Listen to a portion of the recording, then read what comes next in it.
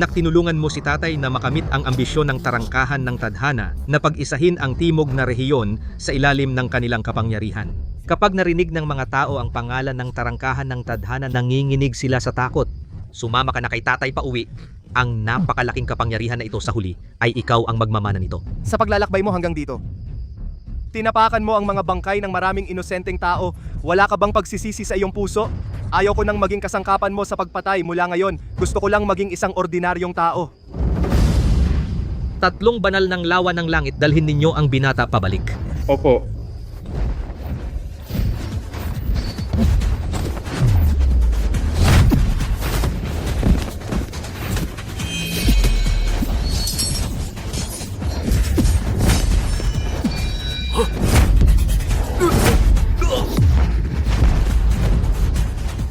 Mula na ngayon, wala na akong kinalaman sa tarangkahan ng tadhana. Kahit ang 3 banal ay hindi makatalo sa kanya, itong batang ito ang kanyang kakayahan ay lalong humusay. Anak, kahit saan ka magtago, hahanapin at babalikan kita, ilabas ang utos ng tarangkahan ng tadhana. Sino man ang makapagbigay ng impormasyon tungkol sa binata, ang tarangkahan ng tadhana ay tutulong sa kanya na maabot ang posisyon ng pinuno ng timog na rehiyon.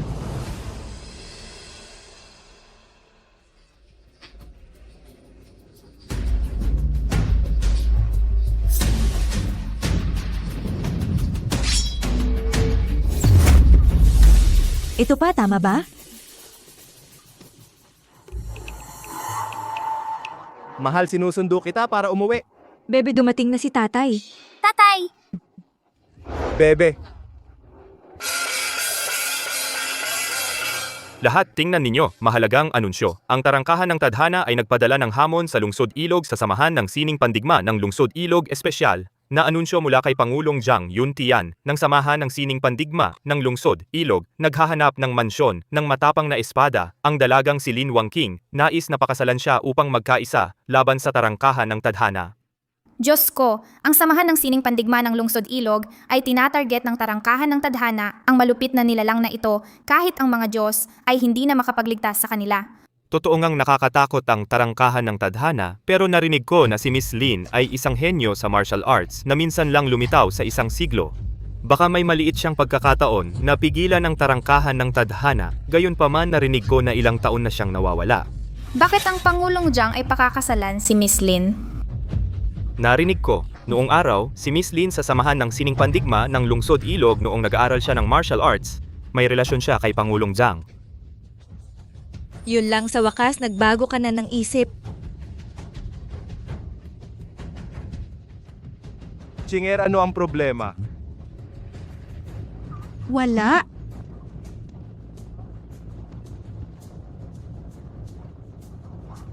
Hindi ko inaasahan ang kamay ng tarangkahan ng tadhana ay umabot na sa Lungsod Ilog ng Hilagang Rehiyon. Inalalabas ako para maglaro.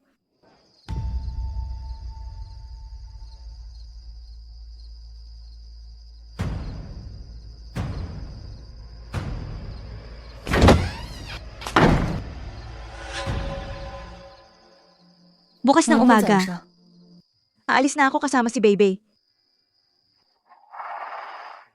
Mahal, na takot ka sa balita ng tarangkahan ng tadhana, di ba? Huwag kang mag-alala, ang mga bagay na iyon ay walang kinalaman sa atin, mga ordinaryong tao, walang kinalaman. Hindi na kita pagtataguan. Sa totoo lang, hindi ako si Lin Ching. Ako ay ang mansyon ng matapang na espada, ang matagal nang nawawalang anak na si Lin Wangqing. Ako ang hinahanap ng samahan ng Sining Pandigma ng Lungsod Ilog. Ano ang sinabi mo? 10 taon na ang nakalipas. Noong nag-aaral ako ng martial arts sa samahan ng Sining Pandigma ng Lungsod Ilog, nakilala ko si Yun Lang. Siya ay anak ng dating Pangulo. Kami ay magkaibigan mula pagkabata. Ngunit noong mga panahong iyon, gusto niyang pakasalan ang anak ng alkalde ng lungsod. Dahil sa galit, sinira ko ang sarili ko. Kaya napunta ako sa iyo. Ano? Ngayon si Yun Lang ay naging Pangulo ng samahan ng Sining Pandigma ng Lungsod Ilog. At nagbago na ang isip niya sa akin. Kahit na nakakatakot ang tarangkahan ng tadhana, babalik ako sa kanya para tulungan siya.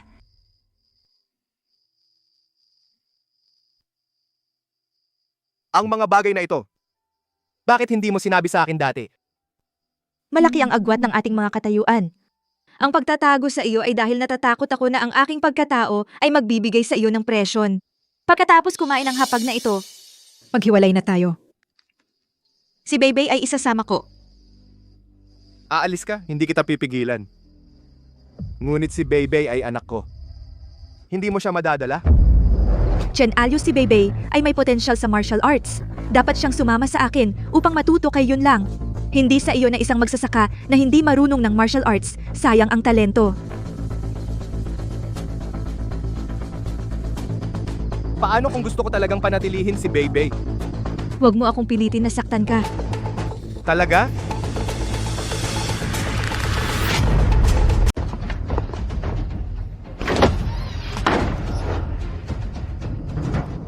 Bini-bini. 6 na taon na. Natagpuan ka na namin sa wakas. Pagbati bini-bini, pagbati bini-bini. Isama si Beybey, umalis na tayo.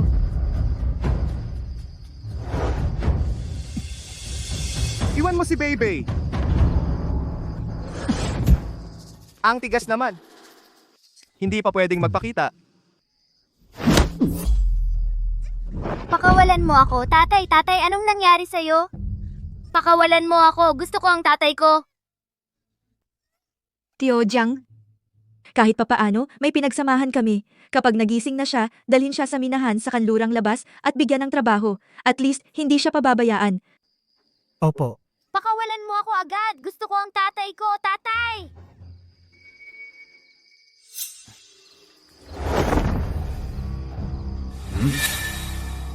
Tumigil! Saan ka pupunta? Siyempre sa Lungsod Ilog.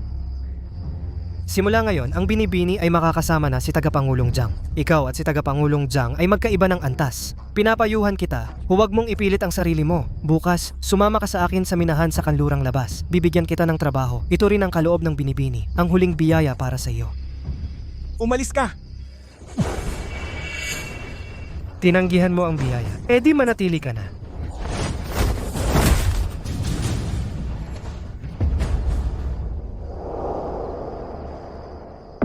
Guro, inanyayahan tayo ni Tagapangulong Jiang na magkaisa laban sa tarangkahan ng tadhana, ang mabangis na kaaway. Sa tingin mo, may pag-asa ba tayo? Kung buhay pa si Qin Huang, ang tagapagmana ng tarangkahan ng tadhana, talagang wala tayong tsansa. Pero narinig ko na ang halimaw na iyon ay nawala ng maraming taon. Baka sa pagkakataong ito, meron tayong kaunting pag-asa. Opo, Guro, tingnan mo.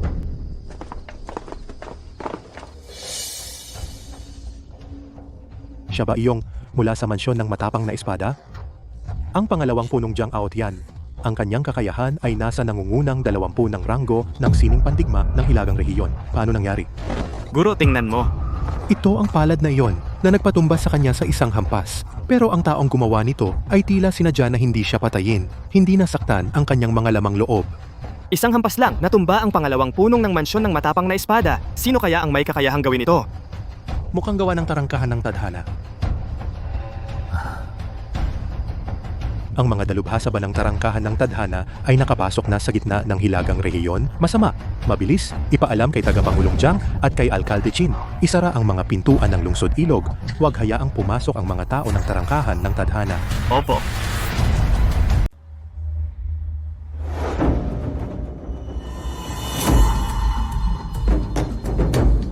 Bienan. Mahal na Gobernador, pasensya na po bumalik sa Lungsod Ilog. Tarangkahan ng tadhana, ang malaking nilalang na ito ay sasakupin ng iyong samahan ng sining pandigma Yuntian. Ngayon, may magandang plano ka ba? Huwag kang mag-alala, Gobernador, na ibalik ko na ang dating babaeng henyo ng mansyon ng matapang na espada Lin Wangqing.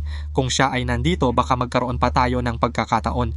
Ang babaeng ito, narinig ko na siya ay isang mahusay na mag-aaral ng martial arts. Ito ay bagay ng inyong mundo ng martial arts sa prinsipyo. Ako bilang gobernador ay hindi dapat makialam, ngunit ang samahan ng sining pandigma ay may malalim na pundasyon. Kung sasakupin ng tarangkahan ng tadhana, tiyak na magkakagulo ang Lungsod Ilog. Ito si Master Mo ay ang ika-10 pinakamalakas na mandirigma sa Hilagang Rehiyon kapag dumating ang panahon. Tutulungan ka niya. Talagang maalalahanin ng Gobernador kayong dalawa, tuloy kayo.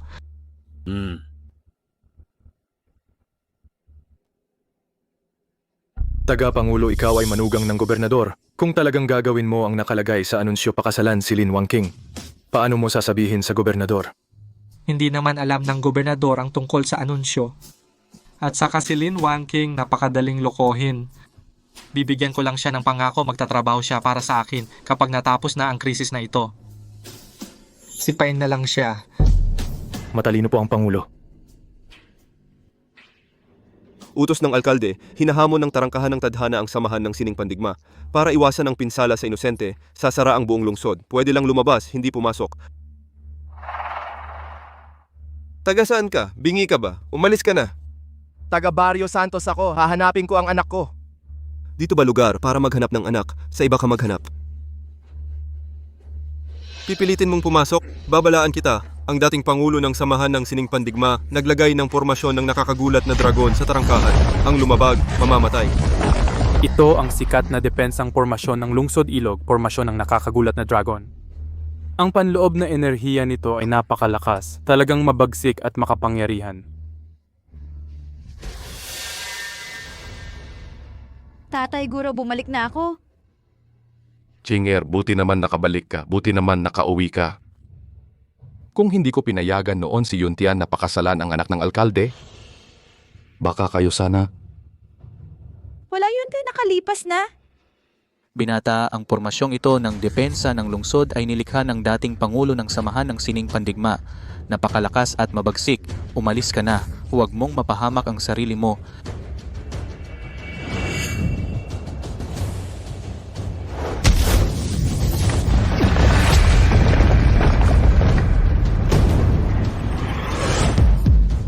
Guro, anong nangyari sa inyo? Formasyon ng nakakagulat na dragon ay nasira. Hindi ba yun ang pinakamataas na pormasyon na inyong pinaghirapan ng maraming taon?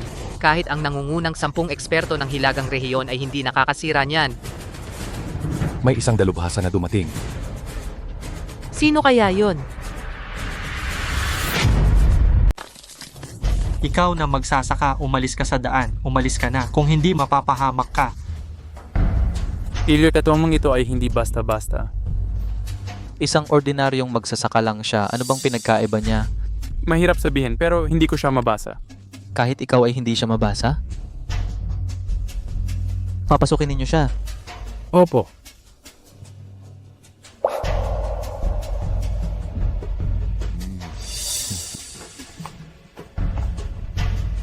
Bakit niyo pinapasok ang isang magsasaka?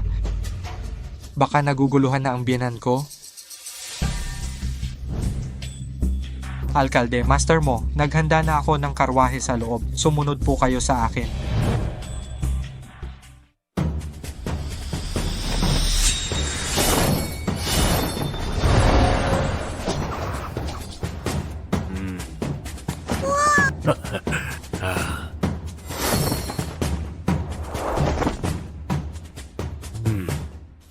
Pagkontrol ng espada gamit ang enerhiya, ang kakayahan ng babaeng ito ay tila kapantay ko.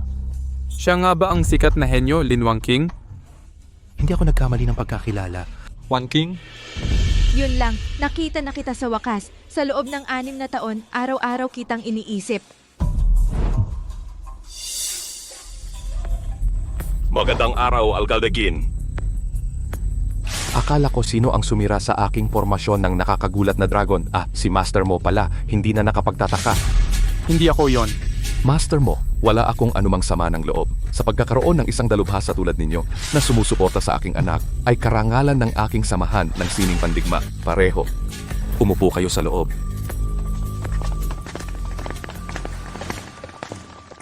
Wangking, nakabalik ka na sa wakas. Kasalanan ko noon na hindi ko nasabi ng maayos. Napakasal ka sa isang bastos na magsasaka. At nagsilang pa ng isang... Wangking, naghirap ka. Yun lang? Tapos na ang nakaraan, gusto ko lang malaman. Kung tutulungan kita sa paligsahan, sasamahan mo ba talaga ako? Huwag kang mag-alala. Kung matatalo mo ang tarangkahan ng tadhana, lahat ng gusto mo ay magiging posible. Inay, ano ang gagawin mo? Bebe, simula ngayon siya na ang iyong tatay. Hindi siya ang tatay ko. Isang ulat?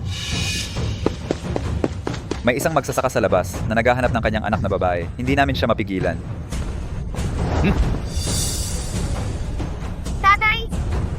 Chen Alyo, bakit ka narito? Hindi ko ba sinabi kay Jiangshu na dalhin siya sa minahan? Bakit siya nag-iisa na pumunta? Tatay, dumating ka. Ikaw itong taga-bukid na nakinabang kay Wang King. Isang taga-bukid? Paano naman nagustuhan ni Wan King ang klase mong tao? Kahit mamatay ako, hindi ko tatanggapin na ikaw ang manugang ng pamilya Lin. Umalis ka na. Pumunta ako para lang kunin si Beibei. Ang talento sa martial arts ni Beibei ay katulad noong panahon ni Wan King. Sumusunod sa isang tulad mo na walang alam na martial arts na taga-bukid, masasayang lang. Nasayang mo na ang 6 na taon ni Wan King. Gusto mo ba na sayangin ang buong buhay ng apo ko? Tama na. Ipagkatiwala mo na sa akin ang anak mo. Ako mismo ang magtuturo sa kanya. Sa loob ng 5 taon, siya na ang susunod na babaeng pinagpala. Mas mabuti pa kaysa sumunod sa isang taga-bukid na tulad mo. Sinabi ko na ibigay mo sa akin si Beibei. Ayaw mo sa mabuti, gusto mo sa masama. Magpatawag ng mga tao, dakpin ninyo siya. Tigil. Itong binata, anong pagkakagalit ninyo sa kanya? Isang maliit na kahihiyan ng pamilya, patawad na sa iyo, Alkalde Kin. Itong taga-bukid ay hindi alam ang kanyang lugar. Ipapatapon ko siya sa labas ng lungsod ngayon din para hindi kayo maabala. Ako ang nagpapasok sa kanya sa lungsod, hayaan siyang manatili. Alkalde, bakit ninyo siya pinapasok?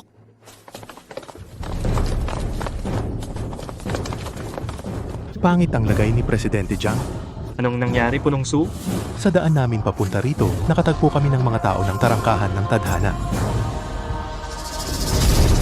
Ano? Ang bilis nilang dumating. Ang tarangkahan ng tadhana ay may mga dalubhasang mandirigma. Noong dumaan kami sa Barrio Santos, natuklasan namin na ang pangalawang pinuno ng mansyon ng matapang na espada ay pinatay ng mga tao ng tarangkahan ng tadhana sa isang palo ng kamay. Ano? Tarangkahan ng tadhana.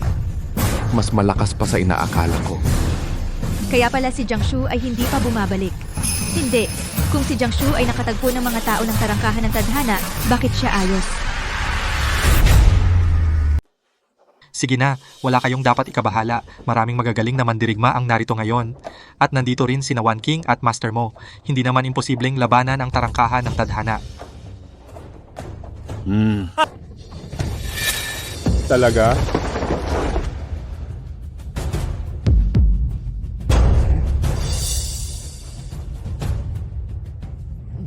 Punong opisyal ng tarangkahan ng tadhana, Victor Cruz. Mga kasama, inutusan ako ng pinuno ng tarangkahan ng tadhana upang makipag-usap sa inyong lahat. Inaanyayahan ko kayong sumali sa tarangkahan ng tadhana upang makamit ang isang dakilang layunin at pakitunguhan kayo ng may paggalang. Kung hindi kayo pumayag, ibig sabihin ang magkaiba ang landas ay hindi magkakasundo. Sa oras na yon, kung ano ang mangyayari, walang sino man ang makakasiguro. Mga kasama, ano ang inyong pasya? Ang inyong tarangkahan ng tadhana ay mapang api. Pinipilit ninyo ang sino mang sumuway sa pamamagitan ng dahas. Gusto ninyong sumali kami sa inyo? Imposible iyan. Alam ko nang hindi kayo papayag. Kaya huwag kayong magreklamo kung hindi ako magpakita ng awa.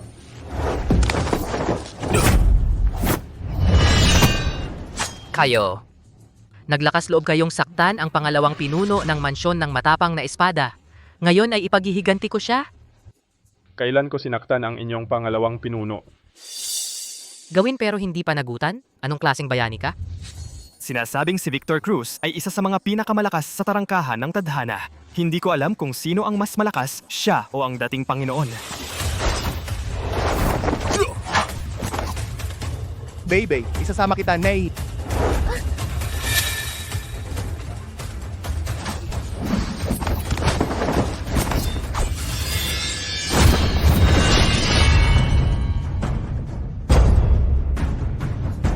Yan ba ang iyong kakayahan? Tatay! Tatay! Hindi ba iyan ang natatanging sining ng palad ng yin-yang ng batang Panginoon ng tarangkahan ng tadhana? Paano mo yan natutunan? Kahit hindi ko pa nakikita ang batang Panginoon, pinag-aralan ko ang kanyang iniwang manuskrito. Kahit konting kaalaman lang, sapat na para talunin kayo. Parang aso na nagsisikap maging leon. Ang palad ng yin-yang na ganyang kapangit, karapat dapat bang banggitin ang pangalan ko? si Victor Cruz, ay natutunan ang natatanging sining ng batang Panginoon ng tarangkahan ng tadhana, mahihirapan na tayo. Tapos na. Kahit ang pinuno ng mansyon ng matapang na espada ay hindi kayang pantayan. Ano ba ang pinagkaiba ng pagsugod natin sa kamatayan? Sa mga naririto, ang makakalaban niya ay malamang hindi lalampas sa 3 tao. Tatay? Wang King, sinaktan ng hayop na yan ang tatay mo. Sinaktan ang tatay ko? Babayaran ninyo ito ng buhay? Huwag. Ang dami mong pakialam kay Wan King. May gusto ka pa sa kanya. Pinapayuhan kita na kalimutan mo na siya. Palaka na naghahangad na makakain ng karne ng sisne. Tapos na ang ating ugnayan. Pero ayaw kong mawalan ng ina si Beibei ng maaga. Bumaba ka na, hindi mo siya kayang talunin. Si Wan King ay anak ng samahan ng sining pandigma ng Lungsod Ilog, isang henyo na minsan lang lumitaw sa isang siglo.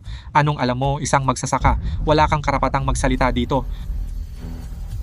Hindi ko kailangan ng paalala mo. Wang King, ipakita mo sa kanila ang galing mo. Hindi ko inakala ang matagal nang nawawala sa mansyon ng matapang na espada ang panganay na binibini ay bumalik na. Narinig ko na pagkatapos mong umalis ng bahay, nagpakasal ka sa isang magsasaka. Araw-araw gumagawa ng gawaing bukid. Hindi ko alam kung marunong ka pa bang gumamit ng espada. Tumahimik ka!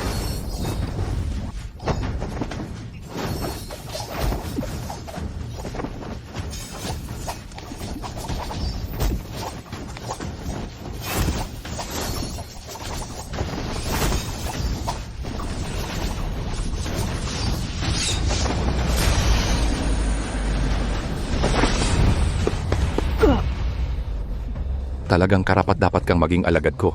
Si Wan King ay magaling pa rin.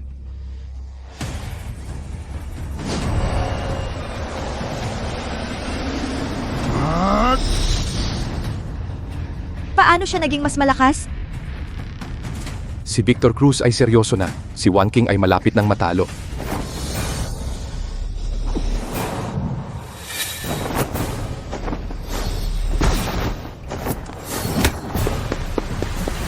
Masamang tao, bawal mo saktan ng nanay ko.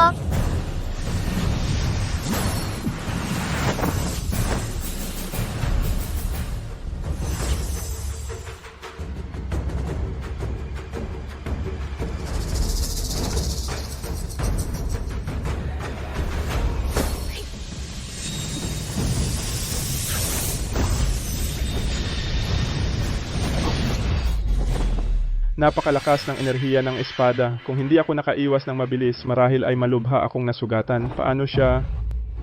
Si Wan King ay may nakatagong paraan. Talagang isang henyo na minsan lang sa isang siglo. Mahusay si Wang King. Mabuti.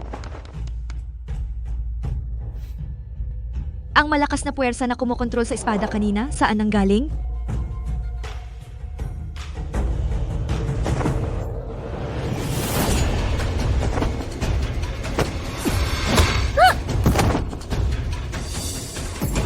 Wan King. Nanay! Ano ang nangyari? Ang malakas na enerhiya ng espada kanina, bakit biglang nawala? Dahan-dahan. Nanay!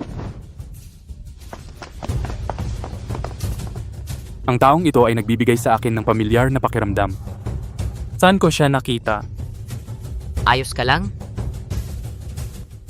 Hindi ko inakala na kahit si Lin Wang King ay hindi kayang talunin si Victor Cruz. Kung gayon, natatakot ako.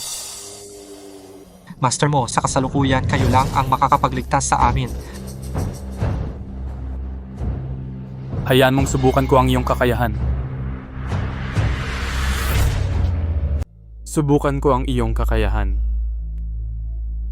Master mo, anong kinabukasan ang makukuha mo sa samahan ng sining pandigma? Sumali ka na lang sa tarangkahan ng tadhana. Ipapakuha ko sa pinuno na bigyan ka ng posisyon bilang pinuno ng lupon.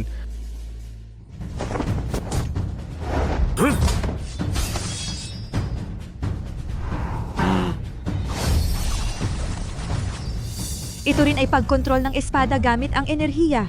Pero kayang kontrolin ang napakaraming espada ng sabay-sabay?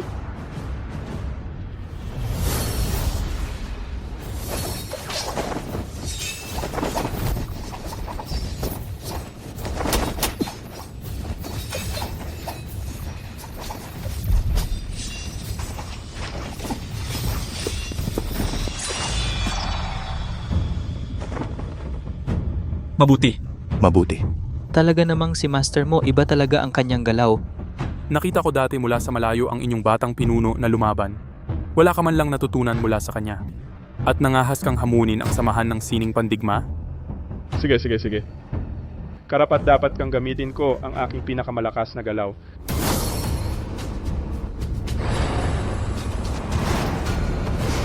Ito ang teknik ng pag-ikot ng langit nagang ng tarangkahan ng tadhana. Ito ay nilikha ng kanilang batang pinuno na si Qin Huang na kayang pataasin ang lakas ng 10 beses sa isang iglap. Kung gayon, nasa panganib si Master Mo?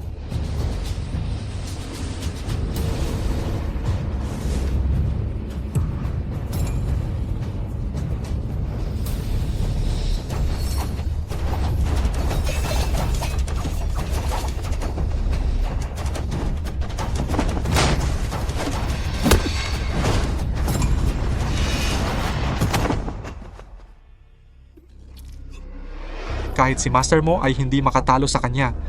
Kaya ngayon, ang samahan ng sining pandigma ay tiyak na mapapahamak? Si Mohen ba ang inyong pinakamalakas na sandata? Ngayon ang kanyang mga ugat ay putol-putol na, ang kanyang mga laman loob ay ganap na nawasak. Sino man ang hindi sumuko sa tarangkahan ng tadhana, siya ang magiging kapalaran ninyo.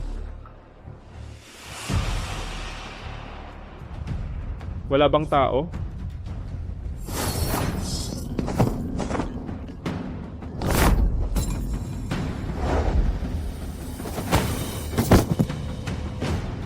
Ngayon?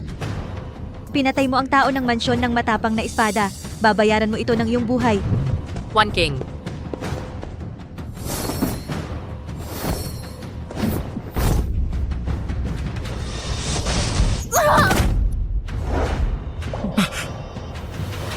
Yun lang.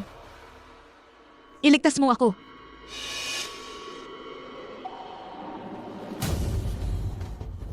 Baby. Masamang tao, huwag mong saktan ang aking ina. Bebe, tumakbo ka.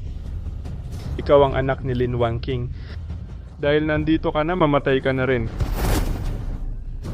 Hindi.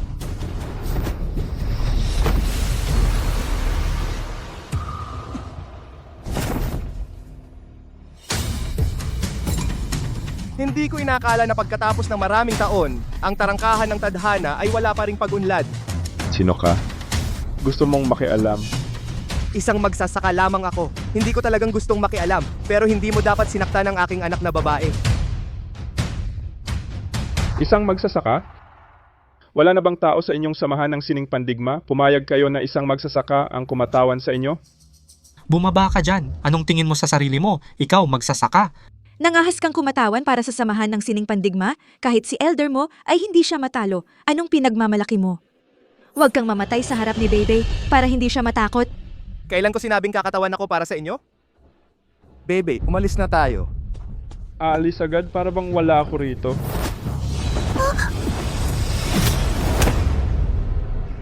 May kaya ka. Huwag mo akong galitin. Ayokong lumaban.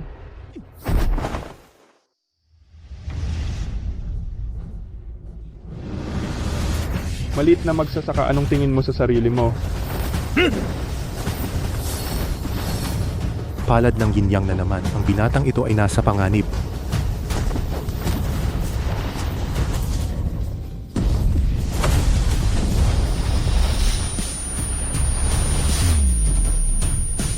Buksan mo ang iyong mga mata at tingnan. Ganito dapat gamitin ang palad ng yin-yang.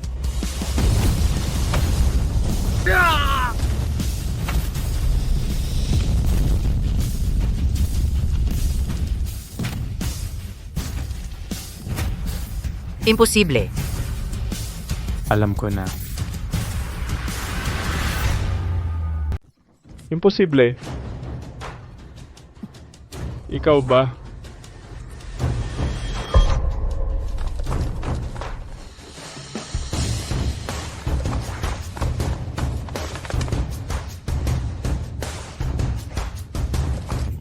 Master Mo, tama ka nga, siya ay talagang pambihira. Aliw, bakit marunong ka rin ng palad ng yin-yang? Hindi lang marunong, kaya niyang tamaan si Victor Cruz ng isang palad. Ang kakayahan ng taong ito ay tila napakalalim. Anong napakalalim. Ang lakas ni Victor Cruz ay naubos na ni na Master Mo at One King ng tuluyan. Itong magsasaka ay umasa lang sa lakas at nakinabang sa pagkakataon. Pero bakit siya marunong ng palad ng Yin-Yang? Itong binata, malamang natutunan lang kay Victor Cruz. Ang galing niya ay talagang nakakatakot. Ganyan pala. Ngayon walang pumipigil sa akin na dalhin si Beibei, di ba? Tay, Hindi mo madadala si Beibei. Chen Aliyo, isa ka lang magsasaka. Si Beibei ay dugo ng mansyon ng matapang na espada. Hindi siya sasama sa iyo habang buhay na nakatago sa probinsya. Ngayon, natalo natin ang tarangkahan ng tadhana. Salamat sa binatang ito, Master Lin. Bakit hindi mo siya gawing manugang? Sa ganito, ang iyong mansyon ng matapang na espada ay magkakaroon ng isa pang malakas at silang mag-ama ay muling magsasama. Hindi ba't mas maganda iyon? Imposible. Tapos na ang samahan namin ni Lin Wan King. Ngayon gusto ko lang dalhin si Beibei. Alyo, huwag kang masyadong makasarili. Hindi kanya inaayawan dahil bata pa siya. Kapag lumaki na siya at makita na ang ibang ama ay tanyag, habang ang kanyang ama ay magsasaka lamang, ano kaya ang iisipin niya? Huwag na kayong mag-alala. Ibibigay ko sa kanya ang pinakamahusay. Anong akala mo sa sarili mo? Pinakamahusay? Utusan mo agad, bukas buksan ang templo ng angkan para opisyal na tanggapin si Beibei at magpalit ng apelyido sa Lin.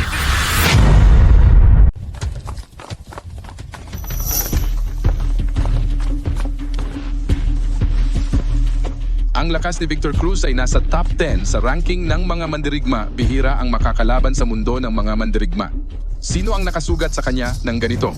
Tatlong matatanda si tagapamahalang Victor ay tinalo na ang lahat ng malalakas sa samahan ng sining pandigma ng lungsod Ilog, ngunit hindi inaasahan na may isang magsasaka na biglang sumulpot isang palad ang nagdulot ng matinding sugat kay tagapamahala. Isang magsasaka lang. Paano nangyari iyon? Ang pinakakakaiba ay ang gamit ng magsasaka ay palad ng Yin-Yang.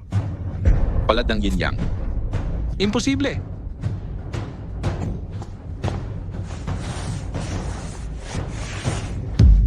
Ito ay talagang palad ng Yin-Yang at ang husay ng palad na ito ay umabot na sa pinakamataas na antas. Sino kaya ito? Victor Cruz, ano ba talaga ang nangyayari? Victor Cruz, anong tinatawa mo? Baka naman tinamaan ka sa ulo? Punong matanda. Hindi mo alam. Ang pumalo sa akin ng ganito ay ang nawawalang batang Panginoon ng pintuan. Ano? Kahit hindi ko pa nakita ang batang Panginoon ng pintuan, alam ko ang susi ng palad na ito ang makakagamit ng palad ng Yin-Yang sa ganitong antas. Ay ang batang Panginoon ng pintuan na lumikha ng teknik na ito. Kaya pala mabilis sabihin sa Panginoon ng pintuan ang iba sumama sa akin sa samahan ng sining pandigma ng lungsod Ilog upang salubungin ang batang Panginoon ng pintuan. Tara.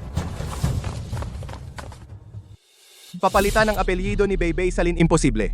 Si Beibei ay susunod sa apelyido kong Lin sa hinaharap. Siya ay tiyak na mamumuno sa mansyon ng matapang na espada. Kung susunod sa apelyido mo, magiging isang probinsyana na lang siya.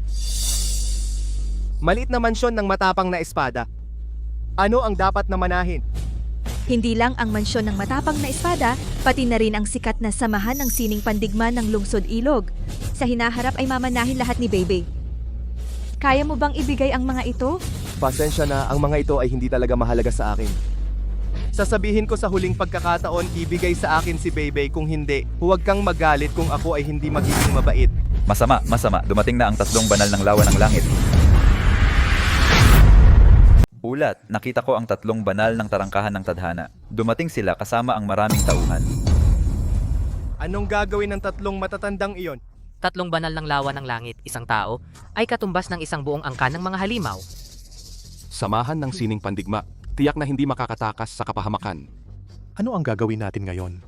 One King, ang gusot na ito, hindi na natin kayang saluhin. Bago dumating ang tatlong banal, umalis na tayo bago mahuli. One King, narating na natin ang puntong ito. Gusto mo bang sumuko ngayon?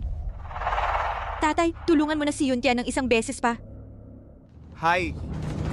Ayokong makita ang tatlong banal ng lawa ng langit. Ibigay mo na si Beibei sa akin. Talagang isang probinsyano na walang pinag-aralan. Naririnig ang pangalan ng tatlong banal ng lawa ng langit at gusto nang tumakas. Pagong na nagtatago. Pangulong Jiang, bigla kong naalala, ito, sa aming angkan may mahalagang bagay na kailangan asikasuhin. Kaya ako, mauuna na. Hindi ikaw? Master Mo, hindi ba ang samahan ng sining pandigma ngayon ay maghihintay na lang ng kamatayan? Kung siya ay handang kumilos, Talagang magaling siya. Ngunit ang tatlong banal ng lawa ng langit bawat isa ay pambihirang dalubhasa. Siya, Napakabilis dumating ng 3 banal ng lawa ng langit. Pabilisin mo si Bebe na sumama sa akin. Probinsyano talaga. Kung mananatili ka, maaari pa kitang igalang. Hindi ko inaakalang tatakas ka sa laban. Bakit hindi ko napansin noon na napakatakutin mo? Talaga nga, walang tapang ang mga probinsyano. Huwag mong sabihing hindi kita pinapansin. Marco Reyes, isang duwag na daga. Bebe ay mapapahiya sa iyo. Yolin, siya ay galing probinsya, hindi pa nakakita ng mundo. Naririnig ang pangalan ng isang dalubhasa, natural na tumakas na nakabuntot. Master Mo, Mukhang nagkamali ka ng pagkakilala. Umalis ka na. Huwag kang magpahiya sa harap ni Bebe. Wala siyang tatay na tulad mo. 3 banal ng lawa ng langit, mabilis dumating. napakalakas ng aura. Sumunod kayo sa akin at bumuo ng formasyon. Sabay nating labanan ang 3 banal ng lawa ng langit.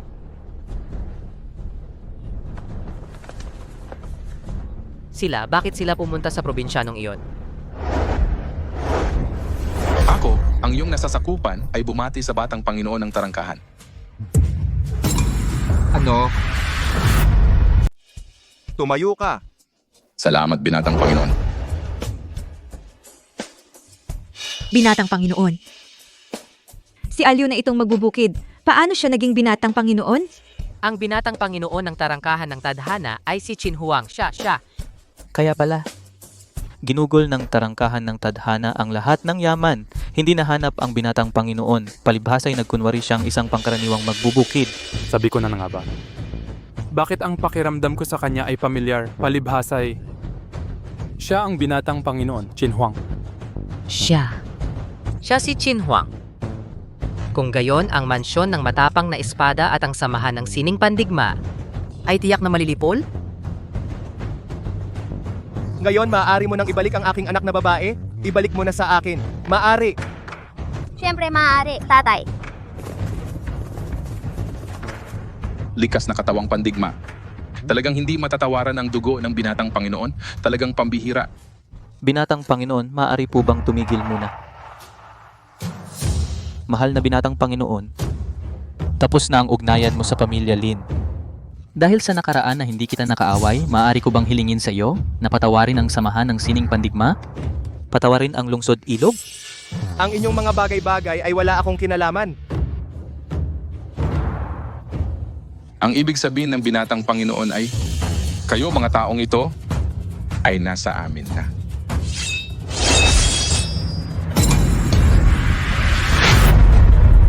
Tatay, ano ang gagawin nila kay nanay at lolo? Sandali lang. Batang pinuno, ang mga langgam na ito ay hindi lamang ng insulto sa iyo at binabalangkas pa nilang kunin ang iyong dugo. Ayon sa alituntunin ng tarangkahan ng tadhana, dapat sila lahat ay lipulin ng kanilang buong pamilya. Marco Reyes at Lin Wangking ay naging tapat naman kay Bebe. Hayaan na silang mabuhay. Ngunit kung pakakawalan natin sila ngayon sa hinaharap, kung hindi sila susunod sa tarangkahan ng tadhana, ano ang gagawin natin? Iyan ay usapin ng tarangkahan ng tadhana. At wala akong kinalaman. Noong una, para sa isang anunsyo, bumalik ka sa lungsod ilog, ginawa mo ang lahat upang pakasalan si Zhang Yuntian. Ngayon, ang krisis ay nalutas na. Isipin mo na lang na ibinigay ko sa iyo ang huling konsiderasyon sa pagluwal kay Bebe. Maaari kayong dalawa na magkasama. Aliw. Noong una ako ay naging bulag. Patawad ako ang may sala. Salamat at handa mo pa kaming bigyang daan. Ginawa ko ang lahat ng ito para kay Bebe. Naiintindihan ko. Si Bebe ay sumusunod sa iyo, talagang magiging mas mabuti kung tutuusin. Ikaw ang batang pinuno ng tarangkahan ng tadhana. Pagkatapos kong makasama si Yuntian, sana huwag mong tanggihan. Pupuntahan ko siya. Anong ibig mong sabihin? Anong ibig sabihin ng makakasama mo si Zhang Yuntian? Sinabi mo dati na babalik si Wangking dahil sa pag-alaala sa samahan ng magkakapatid. Ngayon, bakit mo binanggit ang nilalaman ng anunsyo? Hindi ito ang iniisip ninyo, makinig kayo, ipapaliwanag ko. Ano ang ipapaliwanag? Yun lang. Hindi mo man lang sinabi ang tungkol sa anunsyo sa guro at sa alkalde. Kami, talagang hindi namin alam ito. Zhang Yuntian, niloko mo ako. Noong una, para labanan ang tarangkahan ng tadhana. Naglagay ka ng mga anunsyo sa paligid para hanapin ako. Sabi mo gusto mong pakasalan ako? Dahil sa pangakong iyon, kaya ko ipinagkanulo si Alyu. Dumating ako sa lungsod ilog. Inilaan ko ang lahat para tulungan ka. Ngayon, ang tatay mo at ang iba pa ay nagsabi sa akin hindi nila alam ang tungkol dito. Jiang Yuntian. Totoo ba ang sinabi ni Wanking? Ako. Ikaw, walang hiya ka. Noong una nagtataka na ako, anong kakayahan ang meron ka? Para bumalik si Lin Wanking, ganito pala ang ginamit mong paraan. Saan mo inilagay ang dignidad ng aking anak na babae at ang dignidad ko bilang alkalde? Saan mo ito inilagay? Biyenan, ginawa ko itong masamang paraan para din sa samahan ng sining pandigma ng lungsod ilog para sa lungsod ilog. Tumahimik ka. Umuwi ka ngayong araw paghihiwalayin ko ang aking anak sa iyo ang suporta ng lungsod ilog sa samahan ng sining pandigma ay aalisin lahat. Alkalde. Si Yuntian ay nagkamali lang sandali, hindi na niya uulitin yan sa hinaharap. Sana huwag mong alisin, Alkalde, ang suporta sa samahan ng sining pandigma. Biyenan, sana patawarin mo ako. Kahit maliit na tao, patawarin mo ako sa pagkakataong ito, Biyenan. At ako pa ang nag-effort para sa iyo. Inimbita ko si master mo. Hindi ko inaasahan, master mo, tara na. Biyenan, huwag kang umalis, ipinapangako ko. Hindi ko na makikita si Lin Wanking sa buong buhay ko. Biyenan. Jiang Yuntian, paano mo nagawa ito sa akin? Ano bang ginawa ko sa iyo? Sinasabi ko sa iyo kung hindi ka naman napakababa dahil sa isang anunsyo dumating ka at tumulong sa akin. Sinasabi ko sa iyo mula ngayon, ako Jiang Yuntian, wala nang kinalaman sa iyo, huwag ka nang manggulo. Biyenan. Nanay?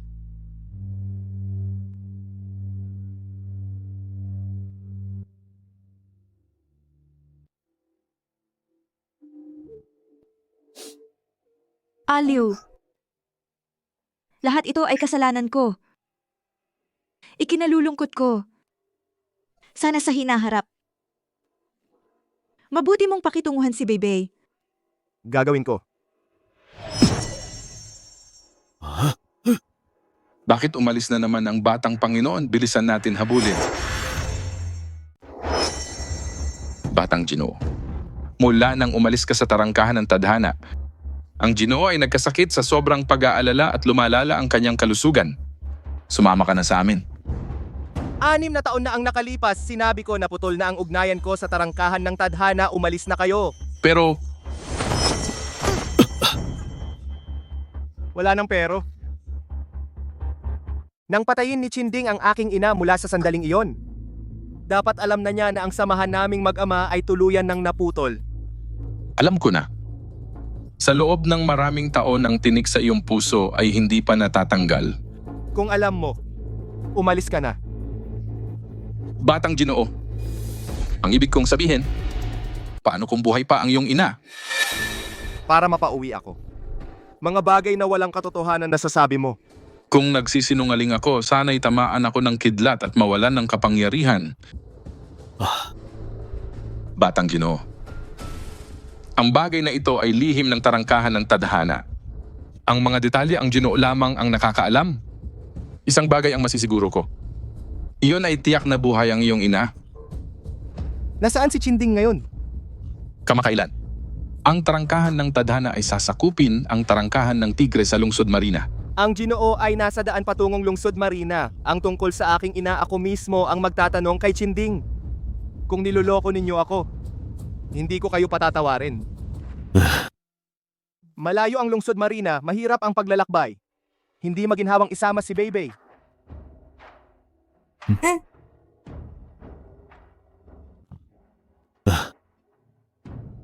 Tatay, Batang Ginoo, huwag kayong mag-alala, nandito kami ligtas ang binibini. Bebe, kapag natapos na ni tatay ang lahat, susunduin kita.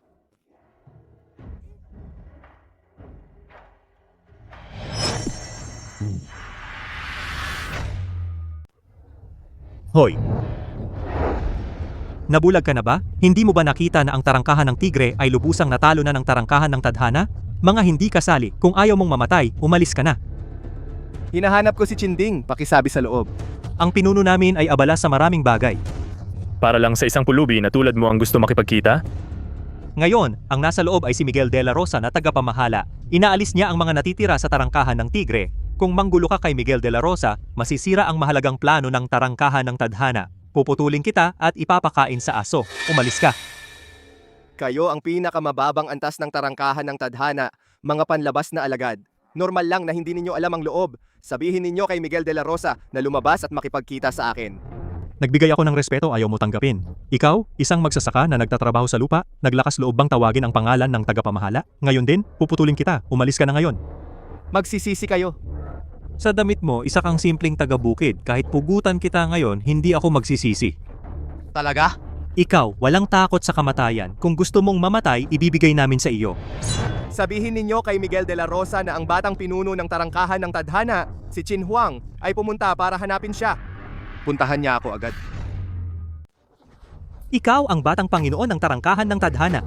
Ako naman ang Panginoon. Ano ba ang akala mo sa batang Panginoon? Isang napakataas na nilalang? Hindi ka bagay sa itsura mong pulubi. Tama. Ang baho ng putik mo. Hindi ka nga karapat-dapat magdala ng sapatos ng batang Panginoon eh. Naglakas loob ka pang magpanggap na siya? Sino ka ba para manghusga at naglakas loob ka pang punahin ako? Sasabihin ko sa huling pagkakataon, palabasin si Miguel de la Rosa at harapin ako. Ang tapang mo at naglakas loob ka bang banggitin ang pangalan ng aming pinunong si Miguel de la Rosa? Ngayon bibigyan kita ng leksyon para malaman mo kung gaano kataas ang langit at kung gaano kakapal ang lupa. Pagsama-samahin ang iyong chi sa gitna ng dibdib, ikalat ang iyong lakas sa iyong mga palad. Ang chi mo ay umaagos ng mali sa iyong mga meridian. Mukhang malakas pero sa totoo lang mahina sa loob. Hindi mo pa nga natutunan ang diwa ng tarangkahan ng tadhana at naglakas loob ka ng magyabang? Ikaw, paano mo nalaman ang sining ng aming tarangkahan ng tadhana na napakapamilyar? Bakit ang pamilyar mo sa mga sining ng aming tarangkahan ng tadhana?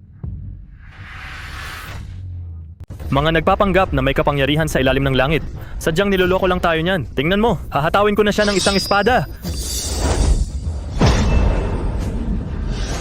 Buksan nyo ang inyong mga mata at tingnan nyo ano ang tarangkahan ng tadhana, ang totoong kung fu. Enerhiya ng kalooban ng langit na nagbabalik. Paano mo yan ginagamit, ang aming pinakamataas na lihim na sining? Miguel de la Rosa, ang inyong tarangkahan ng tadhana. Mga mapangapi kayo, talagang walang hiya kayo. Ang patakaran ng ilalim ng langit. Sa totoo lang, ang mas malakas ang may katwiran. Ang tarangkahan ng tigre ay hindi kasing galing ng iba. Dapat ninyong tanggapin na natalo kayo. Tatanungin kita sa huling pagkakataon, susuko ka ba o hindi? Hindi kami susuko kahit mamatay kami. Sige, kung yon ang desisyon nyo, huwag nyo akong sisihin kung walang awa ako.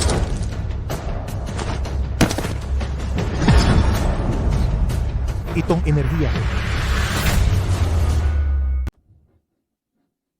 Bakit mo alam ang tarangkahan ng tadhana, ang pinakamataas na lihim na sining? Baka naman, ikaw nga ba ang batang Panginoon? Hindi. Paano naman naging ganito kaaba-aba ang batang Panginoon? Alam ko na. Tiyak na siya ay mula sa tarangkahan ng tigre. Isang espiya na ipinadala mula sa hindi natin alam. Para hadlangan ang ating tarangkahan ng tadhana, ang plano na sakupin ang tarangkahan ng tigre. Ganyan pala, muntik na akong maloko ng isang mapanlinlang na espiya. Hindi ko akalaing hindi ka lang matapang. Kundi nagpapanggap ka pa bilang batang Panginoon at ginamit mo pa ang masasamang paraan upang nakawin ang pinakamataas na sining ng ating tarangkahan ng tadhana. Sinusubukang makapasok sa loob. Wala nang lunas. Ayoko nang makipag-away sa inyo. Kung haharangin nyo pa ako, kayo na ang bahala sa mangyayari. Kahit na espiya ang taong ito, ang lakas niya ay talagang malakas. Hindi natin siya matatalo. Kung ako mismo ang makakahuli at papatay sa espiyang ito na nagnakaw ng pinakamataas na sining, tiyak na makakamit ko ang malaking merito. Kapag natuwa ang Panginoon ng tarangkahan, tiyak na magiging elder din ako. Huwag matakot. Ang galaw niya kanina ay humina na. Kahit na nagnakaw siya ng sining, kaunti lang ang natutunan niya. Ang espiyang ito ay gustong pasukin ang ating tarangkahan ng tadhana ng sapilitan. Ngayon, sumama kayo sa akin at arestuhin natin siya. para linisin ang ating tarangkahan ng tadhana sa mga traidor. Alisin ang panganib na ito. Gago! Anong ingay nyo? Anong nangyari? Ano ang pinag-aawayan ninyo? Anong nangyari? Naglakas loob kayong magulo sa teritoryo ko? Gusto nyo bang mamatay? Paano mo... Sino ang nanakit sa inyo? Tagapangasiwahan, sa wakas lumabas ka na. Ito ang walang takot na. Ginawa ng isang mangmang na taga-bukid. Oo, tagapangasiwa. Ang taong ito hindi lang nagpanggap bilang ating batang Panginoon kundi sinaktan din ng mga kapatid. Isa siyang walang hiyang hamak. Itong hayop na ito, hindi alam kung anong masamang paraan ang ginamit at ninakaw ang enerhiya ng kalooban ng langit na nagbabalik ng ating pinuno. Tagapangasiwahan, kailangan mong kumilos na balatan at putulin ang litid ng asong ito. Tumahimik ka. Tumahimik ka na, gago. Ginoong Miguel, mali ang tinamaan mo. Ikaw ang gusto kong tamaan. Ako si Miguel de la Rosa, hindi marunong mamahala ng aking mga tauhan. Mangyaring parusahan ako, Master. Master. Taga-bukid lang siya. Paano naman siya magiging isang dakilang master? Imposible ito. Ayun pala. Hindi niya kailangang bumunot ng espada at makapaglabas ng napakalakas na aura. Kung siya nga ang master, lahat ay magiging makatuwiran. Kayong dalawang bulag, naglakas loob kayong tawaging manloloko ang Master. Talagang dapat kayong patayin. Master, patawad. Nabulag ako. Nagpakatanga ako. Patawarin mo na ako, parang walang nangyari. Master. Oh Master, talagang bulag ako. Oh Master, patawad. Umalis kayo. Kayong mga tao, huwag ninyong dudungisan ang pantalon ng Master. Master, manghahas akong magtanong. Ang inyong pagdating ngayon ay para saan? Hinahanap ko si Chinding. Ganun pala.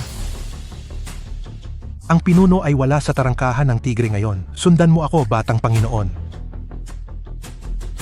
Kayong dalawang walang takot sa kamatayan. Ininsulto ninyo ang batang Panginoon. Dapat kayong mamatay. Dapat kayong balatan at bunutin ang litid. Paalisin kayo mula sa tarangkahan ng tadhana. Maawa ka, batang Panginoon. Ako'y bulag sa aking mga mata. Ako'y nabulag ng kasakiman. Dapat akong mamatay. Masama ang aking bibig. Kasalanan ko na pagkamalan kitang espiya. Maawa ka sa akin, batang Panginoon. Pabayaan mo na lang ako. Parang wala lang. Batang Panginoon, kami ang pinakamababang antas, mga panlabas na mag-aaral. Hindi namin sinasadya na kayo ay targetin. Maawa kayo, maawa kayo. Dalawang mangmang na mag-aaral lamang. Hindi na kailangan ang pagbalat at pagbunot ng litid. I-degrade na lang sila sa pinakamababang trabaho.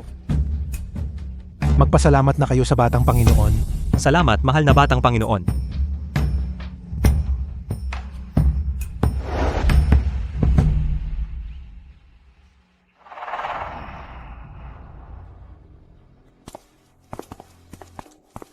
Batang Panginoon, ang pinuno ay naghihintay sa iyo sa loob. Huwang, sa wakas ay nakabalik ka na. Batang pinuno. Naghihintay sa iyo ang pinuno sa loob. 6 na taon na, sa wakas ay bumalik ka na. Manahin ang dakilang layunin ng tarangkahan ng tadhana. Huwag kang mag-akala. Ang pagbalik ko ay hindi para sa posisyon ng batang pinuno. Kung gayon, ang pagbalik mo ay para saan? Sinabi sa akin ng dakilang matanda na hindi patay ang nanay ko. Tumahimik ka. Bakit mo na naman binabanggit ang babaeng iyon? Matagal na ang nakalipas, di ba? Hindi mo pa rin nakakalimutan ang babaeng nag-iwan ng asawa at anak. Ang iniwan ng aking ina noon ay ikaw lamang. Kung hindi mo siya pinatay kasama ng iyong mga tauhan, matagal na sana kaming nakatakas sa iyo. 6 na taon tayong hindi nagkita at ito ang una mong sasabihin sa akin pagdating ko? Ang gusto ko lang malaman ngayon ay kung hindi ba siya patay. Kung hindi siya patay, nasaan siya ngayon? Akala mo ba sinadya ko na huwag kayong magkita ng iyong ina? Mali ka, Huwang. Sa mga nakaraang taon, hindi ko sinabi sa iyo ang mga nakaraan ay upang protektahan ka. Anong ibig mong sabihin? Alam mo ba na sa buong mundo, bukod sa 4 na rehiyon, Silangan, Timog, Kanluran, Hilaga, sa gitna ng 4 na rehiyong ito ay may isang lugar, tinatawag na gitnang kontinente. Ang gitnang kontinente ay pinakamaliit, ngunit pinakamalakas at pinakamisteryoso. At ang iyong ina ay ang pinakamataas na sekta ng gitnang kontinente, ang banal na birhen ng bulwagan ng walang katapusan. Noon, ang nanay mo ay lihim na nagpakasal sa akin laban sa pamilya. Kahit na itinatag ko ang tarangkahan ng tadhana noong panahon na iyon, sa paningin ng bulwagan ng walang katapusan ay hindi pa rin sapat na marangal upang ang nanay mo ay hindi mahirapan sa pagitan ng iyong lolo at sa akin. Pinaghirapan ko ng husto ang pagpapalawak ng tarangkahan ng tadhana. Noong una, inaasahan kong makilala ako ng iyong lolo at ng kanyang pamilya. Ngunit hindi ko inaasahan na sa halip ay lumayo ang loob sa pagitan namin ng nanay mo. Luna, tingnan mo, muli kong winasak ang pintuan ng mabanggis na espada. Ngayon kalahati ng timog na rehiyon ay akin na. Malapit na, mapapatunayan ko sa mga matatandang iyon sa gitnang kontinente na karapat dapat ako sa iyo, Chinding. Chinding, pakiusap, isinasamo ko sa'yo. Huwag ka nang pumatay kahit saan. Ngayon, may dumating muli sa tarangkahan ng tadhana para maghiganti. Kung hindi lang ako naroroon sa templo, muntik nang mapatay si Huang'er. Ang mga natirang kaaway noon, hindi dapat sila binigyan ng pagkakataong mabuhay. Pupunta ako ngayon at papatayin silang lahat para ipaghiganti kayo. Tama na. Chinding, noong una, lihim akong nagpakasal sa'yo laban sa bulwagan ng walang katapusan. Dahil ako ayaw ko nang mabuhay sa mundo ng patayan. Manretergi, tulad ng bulwagan ng walang katapusan noong una, ano ang pagkakaiba? Kuya Ding, pakiusap, isinasamo ko sa'yo. Para sa akin at kay Huang'er, ang ating pamilya, mamuhay tayo ng maayos ngayon, okay lang ba? Kaming mag-anak, ayusin na lang natin ang buhay natin ngayon, okay? Pasensya na, Luna. Para sa tatay mo at sa kuya mo, para igalang nila ako. Ang tarangkahan ng tadhana ay dapat maging una sa 4 na kaharian. Chinding, nabulag ka na ng kasakiman. Ayaw ko na si Huang ay lumaki sa ganitong kapaligiran. Bukas. Aalis na kami ni Huang dito. Aalis? Luna, ikaw ang babae ko. Ikaw at si Huang ay hindi pupunta kahit saan. Anong gagawin mo? Luna, hindi mo ako sinusuportahan. E di dito ka na lang. Hintayin mo akong makaabot sa tuktok ng 4 na kaharian sa araw na iyon, mauunawaan mo. Lahat ng ginawa ko ngayon ay tama. Anong gagawin mo? Anong gagawin? Bitawan mo ako, bitawan. Chinding, Chinding. Sinasabi mo ito ngayon, lahat ito ay bunga ng iyong ambisyon noon. Anong kinalaman nito sa pagprotekta sa akin? Dahil iniwan ka ng nanay mo, bumalik siya sa bulwagan ng walang katapusan. Kung sasabihin ko sa iyo, susundan mo siya sa bulwagan ng walang katapusan at mamamatay ka ng walang saysay. Nasa bulwagan ng walang katapusan pala ang nanay ko. Totoo pala na hindi siya namatay.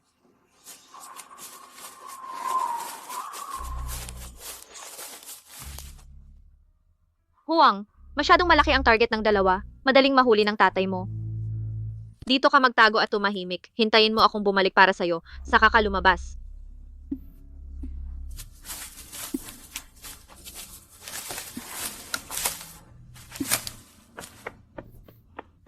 Kuya, pagkatapos kunin si Huang, umalis na tayo. Limitado ang dosis ng pampatulog na ibinigay ko kay Chinding. Sa ngayon, baka naabutan na niya tayo.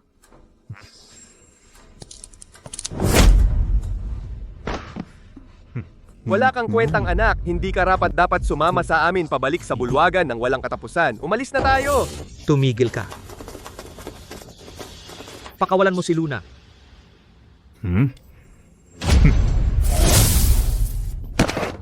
Kung hindi dahil kay Luna, wala kang karapatang makipagkita sa akin.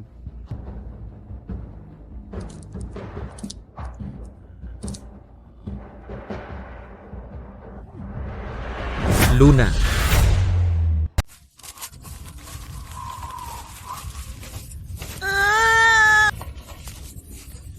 Nahanap ng pinuno ang lugar na ito. Huang'er. Huang'er. Nanay, nasaan si nanay? Patay na ang nanay mo. Mula ngayon, kailangan mong magsanay ng mabuti para ang lahat na makarinig ng pangalan mo ay matakot. Sa ganitong paraan, kalang nila igagalang. Nitong mga nakaraang taon, bakit ko pinalawak ng husto ang aking kapangyarihan ay para ang iyong ina at lolo ay makakita mismo ng aking kakayahan. At hindi ko sinabi sa iyo ang totoo. Dahil ayaw kong pumunta ka sa bulwagan ng walang katapusan para hanapin ang iyong ina. Dahil hinahamak tayo ng bulwagan ng walang katapusan. Noong mga panahong iyon, kung pumunta ka baka mamatay ka. Kahit na ganito, pupunta pa rin ako sa bulwagan ng walang katapusan para hanapin ang aking ina. Pupunta na ako ngayon. Huwangar? Sa ngayon, gusto mo pa ba akong pigilan? Huwag kang mag-isip ng labis dahil alam mo na ang totoo. Alam kong hindi na kita maitatago. Gusto ko lang sabihin sa iyo na mahigpit ang pagpasok at paglabas sa gitnang rehiyon. Ang pumunta sa bulwagan ng walang katapusan ay mas mahirap pa kaysa umakyat sa langit. Maliban kung ano? Pagkalipas ng 7 araw, ang nakatataas sa 4 na rehiyon at gitnang rehiyon, ang pinuno ng bulwagan ng bumagsak na bituin ay magdaraos ng isang pampublikong paligsahan upang pumili ng susunod na pinuno ng bulwagan ng bumagsak na bituin. Kung ikaw ay maging pinuno at makuha ang token ng pinuno, kung gayon kahit saan sa mundo ay malaya kang makakapunta. Sasali ako sa paligsahan, makukuha ko ang token ng pinuno. At ililigtas ko ang aking ina.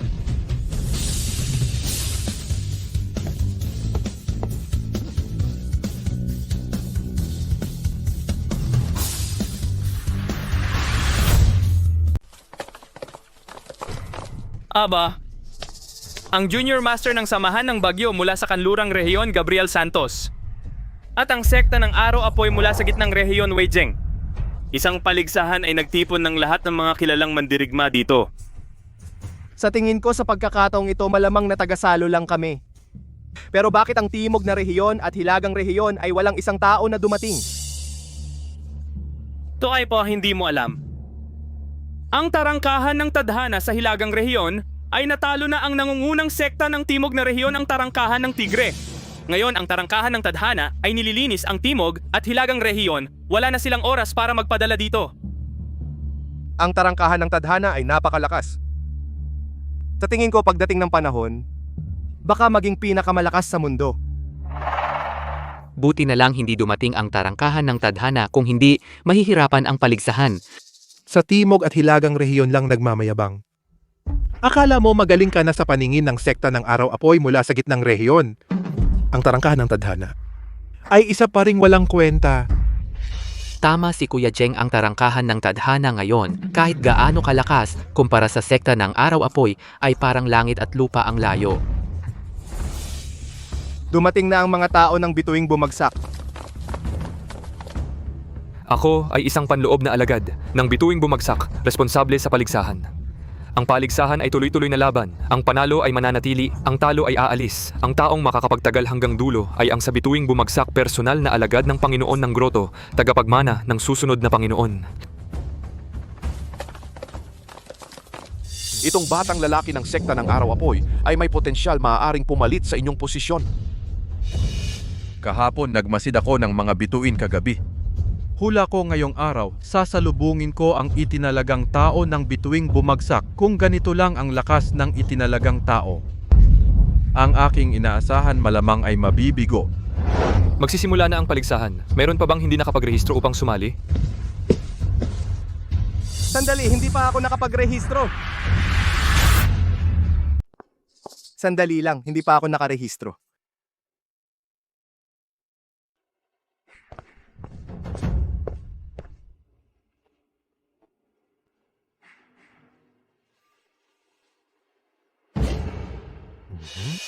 Sa ganitong importanteng okasyon, nakapaghuli ka pa, hindi ko nga alam kung saang maliit na sekta siya galing, walang modo. Saang sekta ka galing? Bakit ngayon ka lang dumating? Wala akong sekta, taga-hilagang rehiyon lang ako, isang magsasaka. Naantala ako sa daan ng ilang araw, kaya pala ako nahuli. Narinig ko ba ng tama? Sa panahon ngayon, pati mga magsasaka sumasali na sa pagtitipon ng mga alagad ng Meteor Crater Sect? Kuya, sigurado ka bang hindi ka napadpad? Ito ay paligsahan ng Meteor Crater Sect. Hindi ito palengke ng baryo. Akala ko may sorpresa. Pero isang magsasaka lang pala. Hilagang rehiyon. Totoo nga puro mababang uri sila.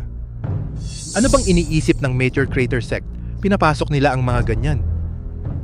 Sigurado ka bang sasali ka sa pagsusulit? Huwag mong sabihing hindi kita binalaan. Ang mga tao rito ay mga piling-pili. Walang magawa ang suntukan. Kung mapilayan ka, hindi mananagot ang Meteor Crater Sect. Sasali ako.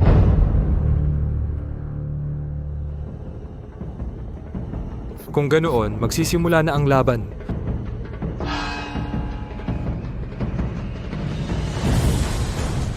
Ako si Wei Jeng, ayokong mag-aksaya ng oras. Sabay-sabay na kayo. Pag isa ko kayo, lulusubin lahat. Sulit nga ang pangalan, henyo ng sekta ng Araw Apoy mula sa Zhongzhou. Isang galaw pa lang, pambihira na. Subukan ko ang iyong husay.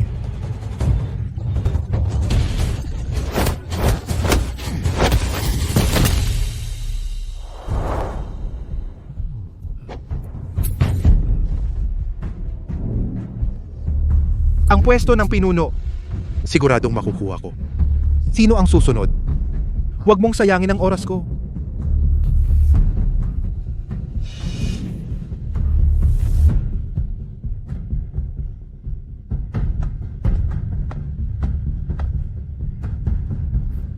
Alam kong hindi ako ang kalaban ng batang Panginoon ng sekta ng Araw Apoy.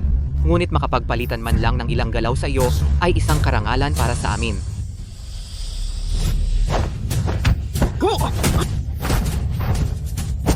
Pakitang gilas lang, walang bisa. Talagang karapat-dapat sa pangalan ng batang Panginoon. Ako si Gabriel Santos, bukal sa loob na sumuko. Ang lakas talaga ni Wei Jeng. Kahit si Gabriel Santos mula sa kanlurang rehiyon, hindi siya kayang talunin. Malamang mas mahirap pa para sa iba na manalo. Sige, mabuti. Ang batang ito ay hindi lang magaling ang pangangatawan, matapang din sa laban. Sa laban na yun, parehong perpekto ang paningin at lakas. Sobrang galing. Panginoon, wala nang dapat pag-isipan. Siya na talaga ang hinahanap natin. Malakas nga, pero masyadong pabago-bago ang ugali. Kung ipapamana natin ang Meteor Pavilion sa kanya, baka hindi maganda ang mangyari. Panginoon, ang dakilang tao ay hindi nag-aalala sa maliliit na bagay. Ang galing niya ay bihira sa mundo. Bukod sa kanya, saan ka pa makakahanap ng pangalawa? Hindi pa tapos ang kompetisyon. Maghintay muna tayo. Panginoon, tinalo ni Wei Jeng ang dalawang malakas na kalaban. Sa tingin ko, wala nang maglalakas loob na lumaban. Susunod. Sino?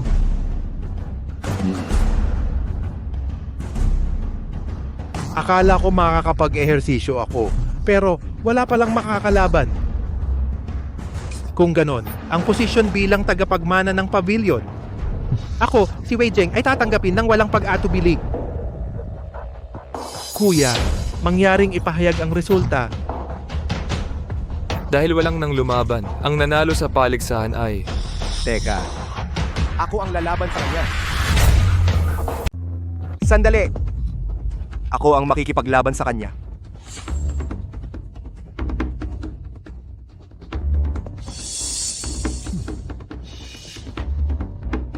Ito. Talagang baliw ang taong ito. Malakas ang momentum ni Wei Jeng. Kung lalapit siya ngayon, hindi ba't magpapakamatay lang? Kahit na ang taong ito ay isang walang kwentang taga na yon, meron siyang lakas ng loob. Manatili tayo at manood sa tabi. Kung may mangyaring biglaan, kailangan nating kumilos agad. Ang taga-nayon ay taga-nayon, wala siyang alam sa kanyang limitasyon. Kahit ako'y natalo ng batang Panginoon, paano pa kaya siyang taga-nayon? Isang hamak na taga-nayon? Hindi karapat-dapat na ako ang makipaglaban. Bago pa magsimula ang laban, bumaba ka na lang. Bago ako pumunta, may nagsabi sa akin sa paligsahan ng Falling Star Pavilion. Maraming malalakas kaya dapat magpakumbaba. Pero sa nakikita ko ngayon, wala naman pala. Mabuti. Napakabuti. Dahil determinado kang magmatigas, ibibigay ko sa iyo ang gusto mo.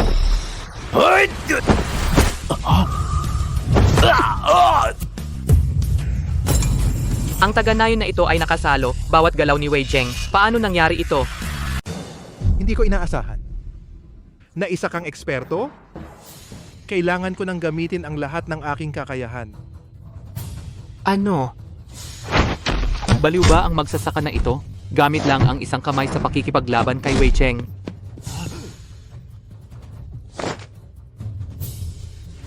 Ako ang prinsipe ng sekta ng Araw Apoy. Paano mo ako, isang magsasaka, lalaitin? Sa akin ang posisyon ng pinuno.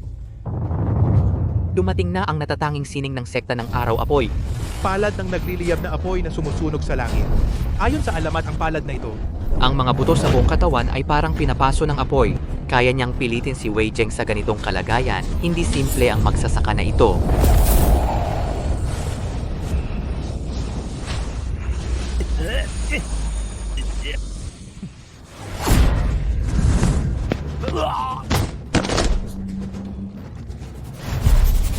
Ano? Ano? Ano?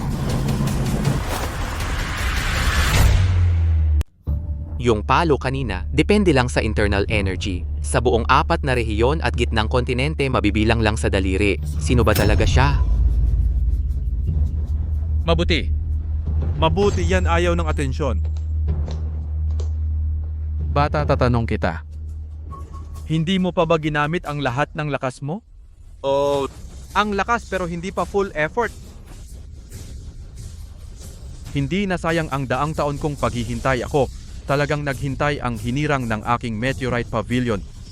Opisyal kong inaanunsyo ngayon, ang taong ito sa harapan ko ay ang Meteorite Pavilion, tagapagmana ng susunod na pinuno. Hindi ako sang-ayon.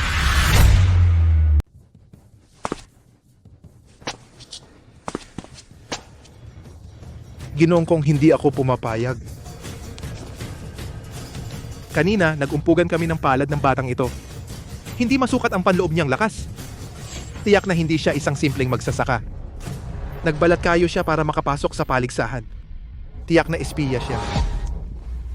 Ano ang kanyang balak? Tama, ginoong kong may patakaran ang paligsahan. Kailangang kilalanin ang pagkakakilanlan bago makasali. Kung ang taong ito ay may masamang balak, ang mapanganib ay ang buong tore ng bituin. 100 taon na ang pundasyon.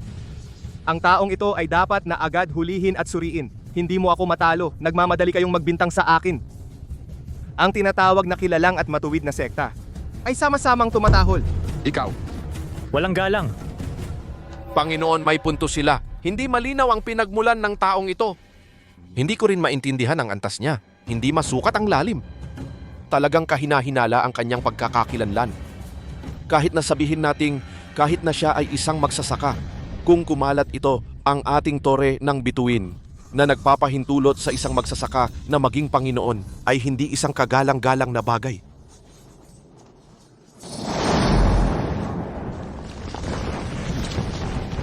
Isang grupo ng mga bulag na insekto. Manahimik na kayong lahat.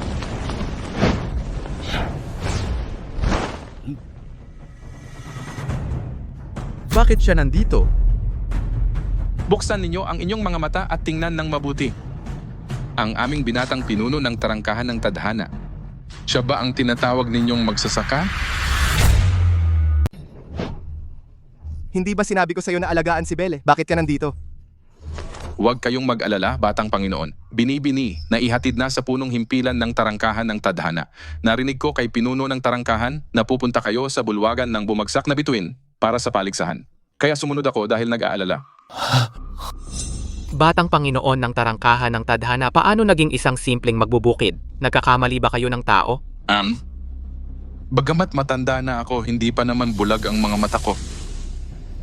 O ibig sabihin, gusto niyong ang tarangkahan ng tadhana ay pumunta kaagad sa kanlurang rehiyon at wasakin ang samahan ng bagyo ninyo para mapatunayan ang pagkatao ng aming batang Panginoon? Tama na.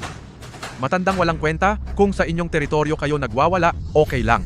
Sa aming bulwagan ng bumagsak na bituin, hindi namin kayo papayag na takutin ang mga kabataan. Narinig ko na rin ang mga ginawa ng batang Panginoon ng tarangkahan ng tadhana. 6 na taon na ang nakalipas, umalis siya sa tarangkahan ng tadhana. na at naging isang magbubukid. Totoo ang kanyang pagkatao. Kayong mga naririto, meron pa bang pagtutol? Matagal ko nang narinig ang batang Panginoon ng tarangkahan ng tadhana, kahanga-hanga ang kanyang talento. Napakalalim ng kanyang antas ng pagsasanay. Ngayon ko lang siya nakita. Totoo nga ang balita. Kung si Qin Huang na batang Panginoon ang ating bagong pinuno ng bulwagan, ako ang una ay walang pagtutol. Kami ay bumabati sa bagong pinuno.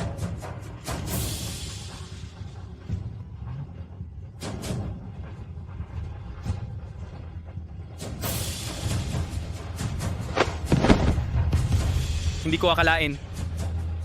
Ang batang Panginoon ng tarangkahan ng tadhana, ito pala ang magsasakang may dalang itak sa kanyang kakayahan at pinagmulan.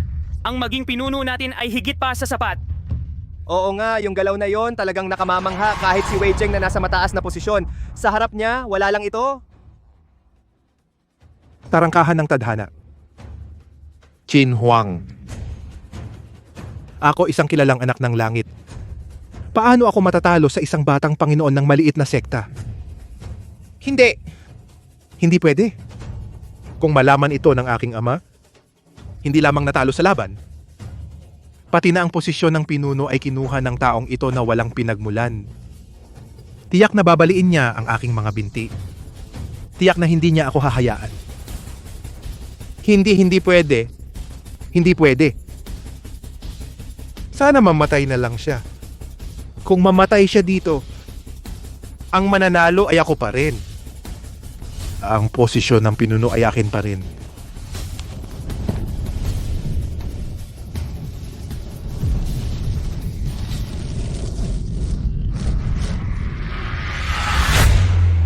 Mamatay ka na. Mag-ingat, batang Panginoon.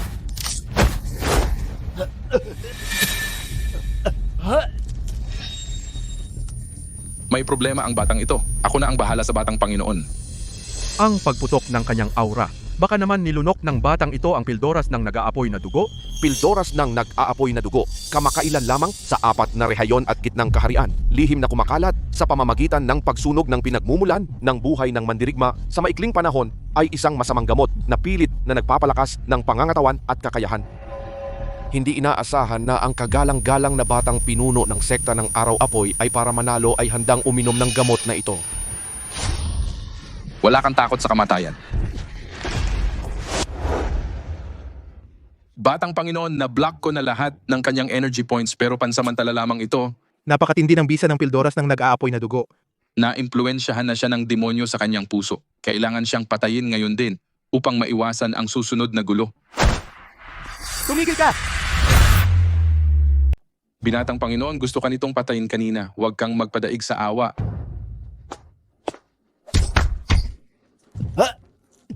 Ginagamit niya ang sarili niyang panloob na lakas para tulungan si Wei Zheng na mailabas ang bisa ng pildora ng nag-aapoy na dugo. Nakakalason ang pildora ng nag-aapoy na dugo. Ang ordinaryong panloob na lakas ay hindi kayang ganap na ilabas ito sa katawan. Anak, tutulungan kita.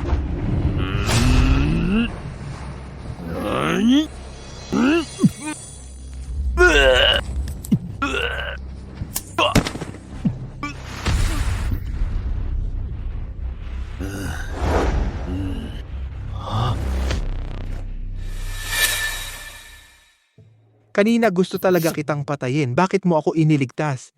Sa landas ng sining pandigma, ang sinasanay ay ang katawan, ang pinalalakas ay ang puso't isip. Dati, nagsakripisyo rin ako para sa iba.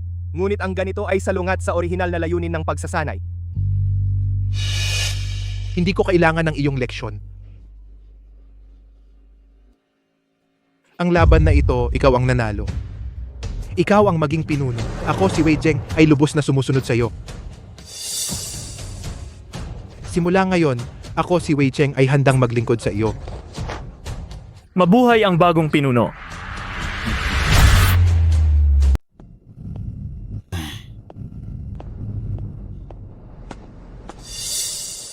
Huang. Dahil ikaw na nga ay ang puno ng bulwagan ng bituing bumagsak, ay dapat magmana ng natatanging sining ng ating bulwagan. Ako ay naghanda ng 30 aklat ng mga sikreto sa martial arts. Sa loob ng 1 buwan, sasanayin kita ng espesyal upang mapalakas ang iyong kakayahan. Wala akong oras para sa espesyal na pagsasanay. Ang gusto ko lang ay ang token ng puno ng bulwagan para makapunta ako sa bulwagan ng walang katapusan sa gitnang lalawigan at kunin ang aking ina pabalik. Aba, anong silbi ng basurang token na ito kung iyon lang ang gusto mo? Akala mo ba ang mga nag-aaway na nagkakasakitan ay para sa token na ito? Sa ngayon, ang gusto ko lang ay ang token ng puno ng bulwagan. Kung hindi ninyo ako mabibigyan ng posisyong ito bilang puno ng bulwagan, maaari ko ring hindi tanggapin. Nako, bakit umalis ka na? Sige. Ibibigay ko sa iyo ang token ng puno ng bulwagan.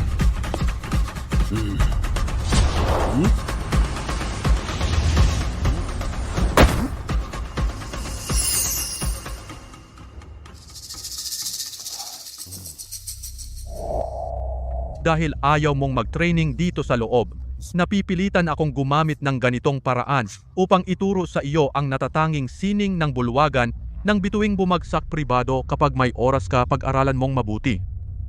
Ang epekto ay pareho lang.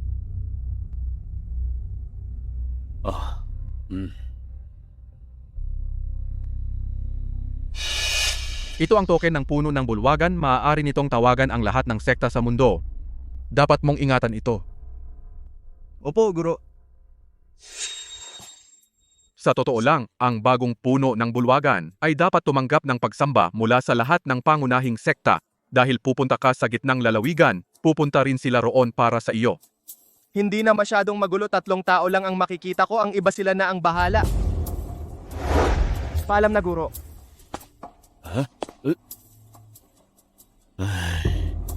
Talagang nagdala ako ng sakit ng ulo. Maging maingat kayong lahat. Ang mga ito ay para sa regalo para sa bagong pinuno ng bulwagan ng bituing bumagsak. Walang anumang pagkakamali. Han-er, ang bagong pinuno ng bulwagan ng bituing bumagsak ay kakaiba ang ugali. 3 sekta lamang ang pinapayagang bumisita. Ang ating bulwagan ng walang katapusan ay nagawang makakuha ng 1 slot. Lahat ng bagay ay dapat linawin at saka, Huwag kang mag-alala, tatay. Inayos ko na lahat, ngunit may isang bagay. Ang pagbisita sa pinuno ng bulwagan ng bituing bumagsak ay isang mahalagang okasyon. Dapat ba nating isama si Luna? Siya ang banal na dalaga ng ating bulwagan ng walang katapusan. Kung makadalo siya, may papakita nito ang ating pagiging seryoso. bakit isasama siya? Noong mga nakaraang taon, kung hindi dahil sa kanya bilang banal na dalaga na nagpilit na sundan ang mandirigma mula sa timog na rehiyon na naging sanhi ng ating bulwagan ng walang katapusan na mawalan ng reputasyon, bumagsak hanggang ngayon. Kami at ang 2 maliit na sekta ay nag-aagawan para sa karangalan ng pagbisita. At saka, matagal na namin siyang ikinulong. Kung palalayain namin siya, sino ang nakakaalam kung ano ang gulo ang idudulot niya? Ngayon, ang bulwagan ng bituing bumagsak ay lalong lumalakas. Tayo ay dapat maging malapit sa bagong pinuno upang mapatatag ang bulwagan ng walang katapusan sa posisyon nito sa gitnang rehiyon. Ulat, Panginoon, may masamang balita. Anong ikinakabahala mo? Bumagsak ba ang langit? Sa labas ng pintuan ng bundok, may dumating na isang binata. Sabi niya siya ay anak ng banal na dalaga. Sinusundo niya ang kanyang ina pauwi.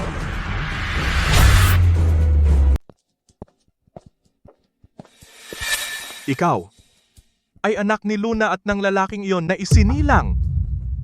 Pumasok sa bulwagan ng walang katapusan. Hindi ka man lang lumuhod, okay lang sana. Ang lolo mo ay nagtatanong sa'yo, hindi mo man lang sinasagot. Hampi ang ama mong bastos na mandirigma, walang itinuro na ibang kakayahan, ang pagiging walang modo ay naipasa ng husto. Wala akong dapat pag-usapan sa inyo. Pumunta ako rito para kunin ang aking ina. Panaginip. Luna ay ang banal na dalaga ng bulwagan ng walang katapusan. May mataas na katayuan. Ikaw at ang iyong ama ay pawang isang bastos na lalaki. Mula sa timog na rehiyon, hindi man lang karapat dapat magsilbi sa kanya, lalo na ang manirahan kasama siya. Noong panahong iyon, ay ang kakulangan ng pananaw ng iyong ama na nagkulong kay Luna ko sa loob ng bahay nag-aksaya ng malaking talento ni Luna. Ngayon, sa tingin mo ba, papayag ako na si Luna ay sumama sa inyo pabalik? Ako ay kukunin ang aking ina at aalis. Imposible. Ang iyong ina sa buong buhay niya, huwag mong asahan na lumabas kahit isang hakbang mula sa bulwagan ng walang katapusan. Eh di huwag kang magalit kung pilitin kong pumasok. Tay huwag na nating sayangin ang oras sa batang ito. Sekta ng araw-apoy, pintuan ng ulap ay darating na. Maantala ang ating pagpunta upang makita ang bagong pinuno ng Talaang Laglag. Malaking kawalan yon. Mga tao, palabasin ninyo siya. Ulat, puno ng bulwagan. May masamang balita. Ang pinuno ng pintuan ng ulap, si Gabriel Lim, ay pilit na pumasok sa pintuan ng bundok kasama ang kanyang mga tao. Kuya Jengkian, gusto kitang makita. Ngunit ang iyong mga alagad ay humahadlang sa lahat ng paraan. Wala akong magawa, gumamit ako ng ilang paraan. Wala ka namang reklamo, di ba? Gabriel Lim, anong ginagawa mong kalokohan sa bulwagan ng walang katapusan ko? Lumabas ka dito! Lumabas. Sige, ngunit kailangan mong ibigay ang sulat ng pagbisita sa bagong pinuno ng Talaang Laglag. Ibigay mo. Gusto mo ba ng invitation letter? Nangangarap ka. Suzen Tian, dapat alam mo ang iyong limitasyon.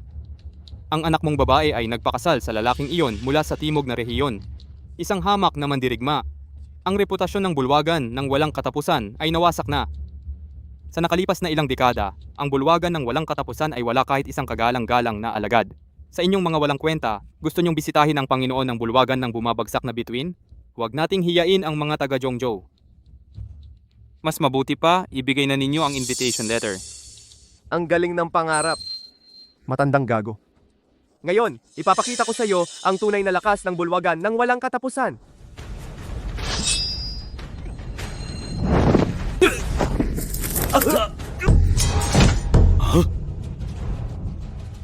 Suhan, isang walang talento na walang kwenta, mas mahina pa sa kapatid mong babae. Karapat dapat ka bang lumaban sa akin? Gabriel Lim, sobra-sobra ka na.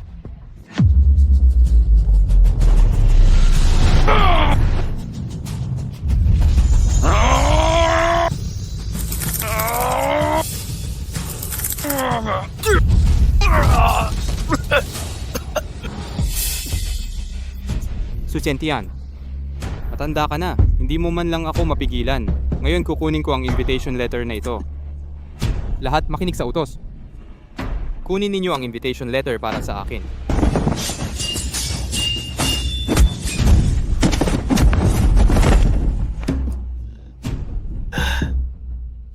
Mga walang kwenta.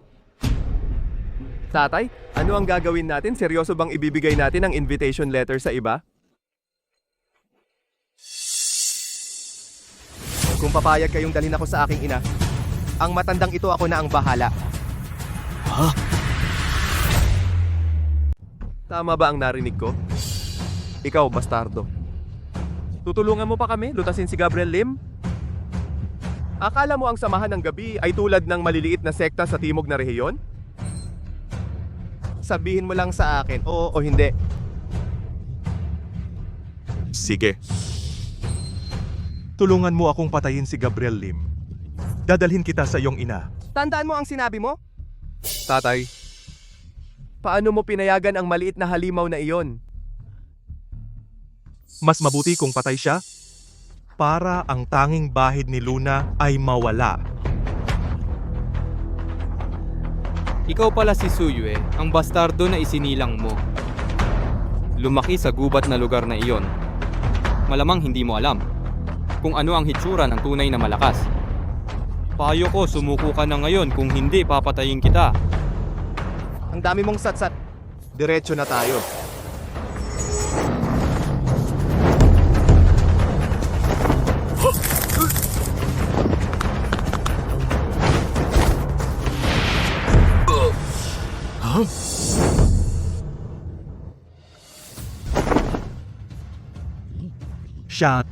Siya ay?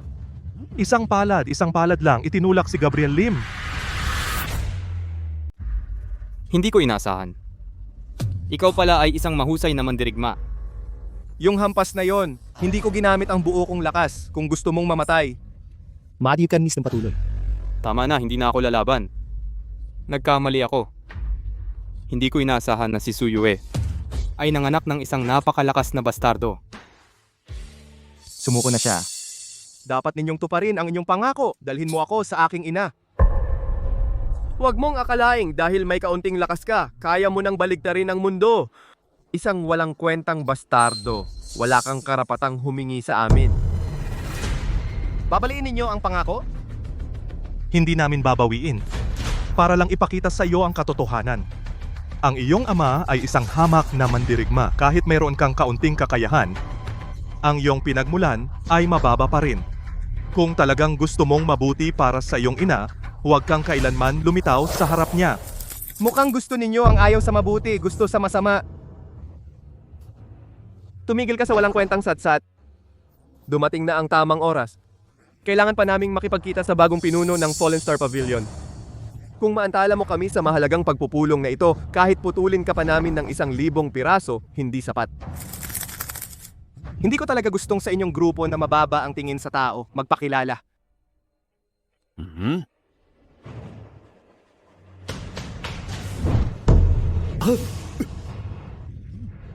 Kung gusto ninyong makipagkita sa akin, hindi na kailangan ng maraming abala. Ngayon ay lumuhod na lang kayo. Utos ng pinuno. Siya ang bagong punong leader. Imposible! Peke ang utos niya ng pinuno punong leader ng bulwagan ng Bulalakaw. Anong uri ng katayuan iyon? Paano naging ikaw itong walang hiya? Totoo ba? Tanungin si Wei Cheng, malalaman mo. Punong Leader Su, aalis na tayo. Hindi pa ba handa ang inyong bulwagan ng walang katapusan?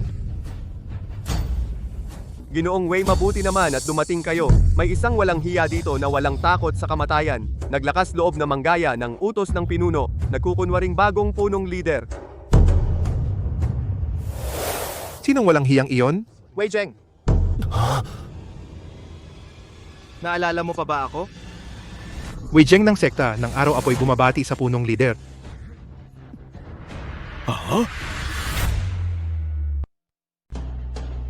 Pangalawang Panginoon Wei.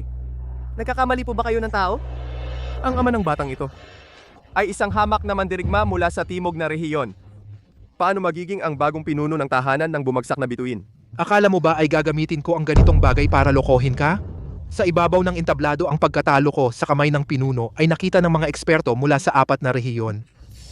Bakit ko naman hindi makikilala ang taong tumalo sa akin? Hindi ko ba siya makikilala? Siya nga ang pinuno. Hindi ko inasahan na ang isang hamak na mandirigma ay makakapag-anak ng isang napakahusay na anak. Tama na kayo, isa-isa ninyong sinasabing hamak. Alam nyo ba na ang ama ng pinuno ay ang Panginoon ng tarangkahan ng tadhana? Ngayon ang tarangkahan ng tadhana ay magiging pinakamataas sa 4 na rehiyon. Kung ang kanilang pinuno ay hamak, ang iba ay mas masahol pa sa basura.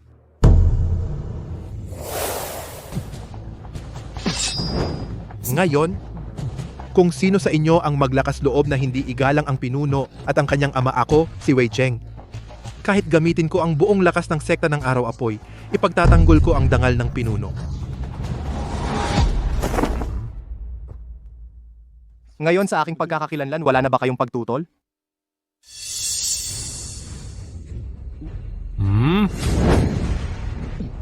Pagpupugay sa pinuno ng tahanan ng bumagsak na bituin. Wala akong interes sa inyong pagpupugay. Ngayon gusto ko lang malaman nasaan ang aking ina? Pinuno, ako na ang maggabay sa inyo.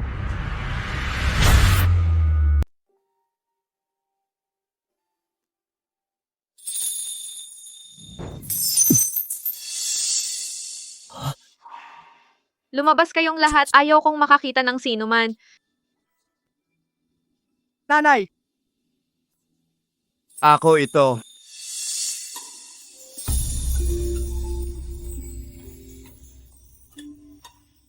Huang. Huang. Nanay! Huang.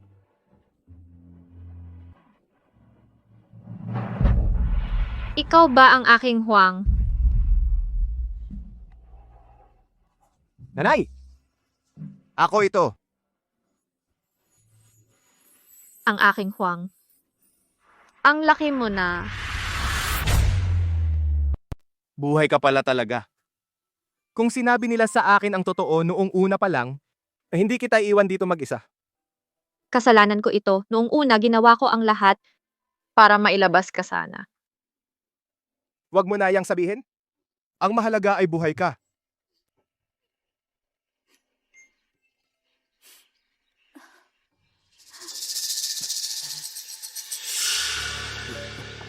Ang nanay ko ay ang banal na dalaga ng bulwagan ng walang katapusan.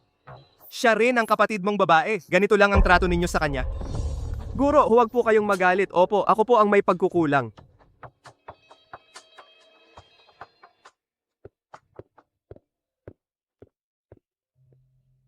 Huanger, matagal na akong hindi nakapunta sa labas ng mundo. Bakit ka tinatawag na guro ng mga Su? At anong sekta ka na ngayon? Ang iyong ama? Chinding, kumusta na siya ngayon?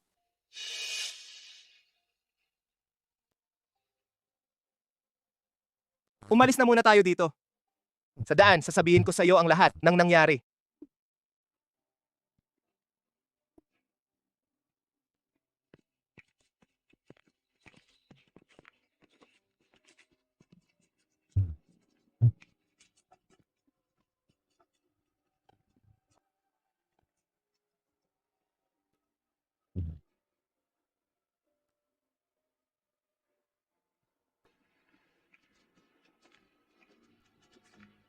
Paalam po, Guro.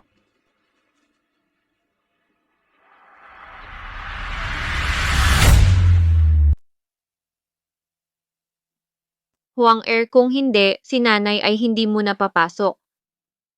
Sa tuwing naiisip kong makita ang iyong tatay, ang puso ni nanay. Talagang hindi mapakali. Nanay, kung ayaw mong makita, hindi na tayo pupunta. Ang pagbalik natin ngayon ay para sunduin si Beibei. Kapag nasundo na natin si Beibei, ihahatid ko kayo sa Starfall Pavilion. Tahimik doon, walang makakaabala sa inyo.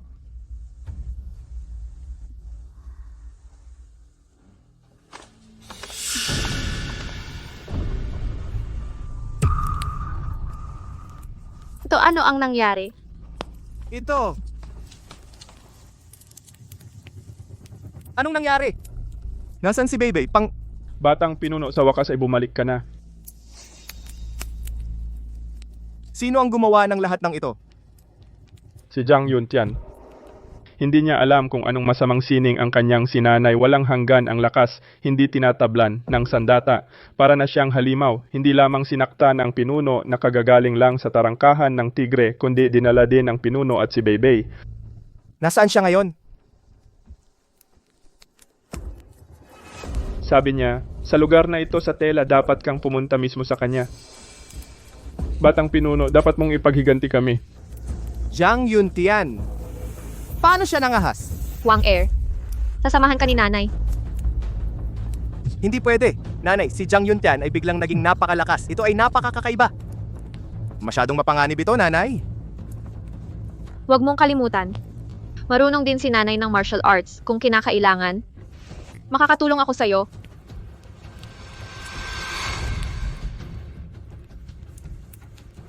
Sige.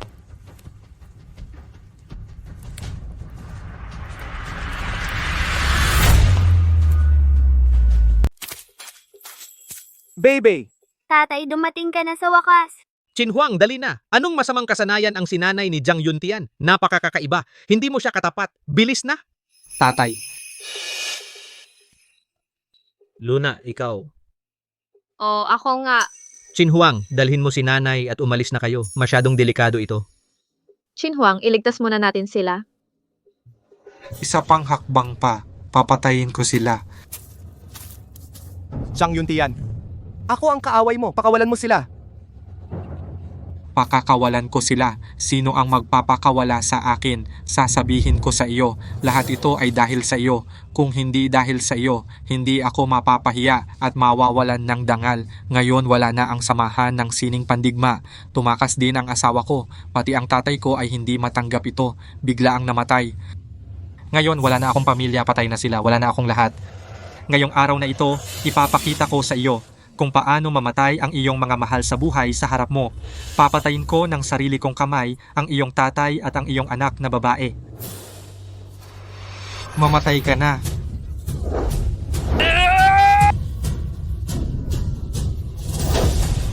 Naghahanap ka ng kamatayan.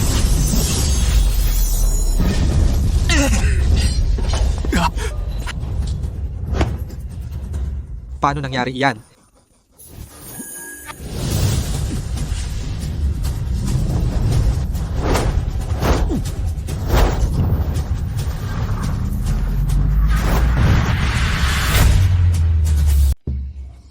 Ang amoy na ito ay ang burning blood pill. Hindi. Ang sining na iyong sinasanay ay mas nakakalason kaysa sa burning blood pill. Ginamit mo ang iyong habang buhay para palakasin ang iyong kapangyarihan. Anong kinakatakutan ko? Wala akong anuman. Kahit ngayon ay pumunta ako sa impyerno, kailangan kong may kasama.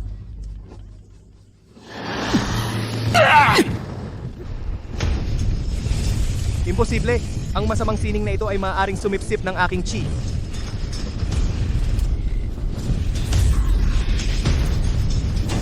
Kanina hindi ka ba mayabang? Ngayon nakikita ko na wala ka ng ki. Paano mo ako lalabanan? Huwag saktan ang aking anak.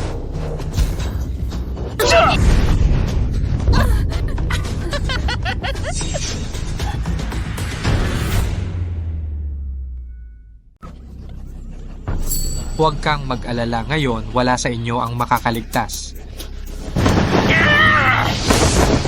Mamatay ka na.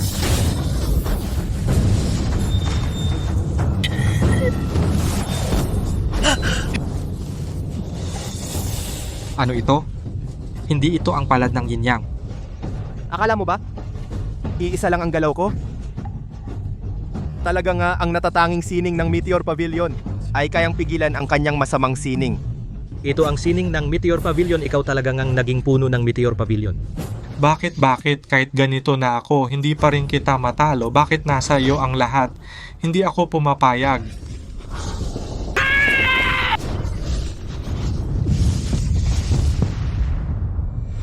Kung hindi ka naging makasarili at ginamit ang iba, hindi mo mararanasan ito. Ito ay sarili mong gawa. Huwag kang lalapit. Ang mga taong katulad mo ay panganib sa mundo. Kaya mamatay ka na.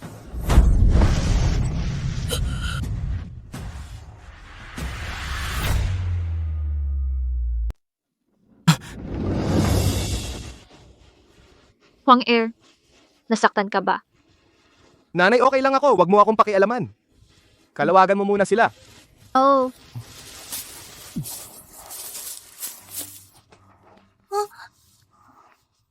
Tatay? Akala ko hindi na kita makikita. Kasalanan ko. Pasensya na, anak. Pangako ko sa'yo, hindi na kita hahayaang maranasan muli ang mga ito, okay? Nanay, nalutas na ang lahat. Umuwi na tayo sa bulwagan ng bituing bagsak. Oo. Tara na. Huang Er. Dati, lahat ay kasalanan ko. Sarili ko lang ang iniisip ko.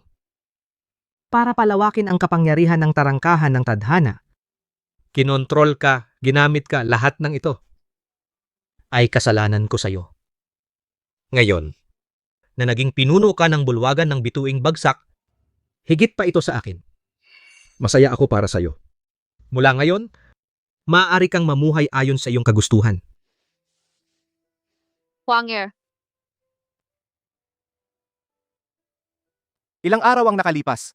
Ang bulwagan ng walang katapusan at iba pang sekta ay nagpadala ng maraming banal na gamot. Gamitin mo na lang ayon sa sarili mo. Ito, pilyo. sumunod ka na. Dati halos buong buhay ay nagulo. Ngayon dapat na kayong tumigil. Ay,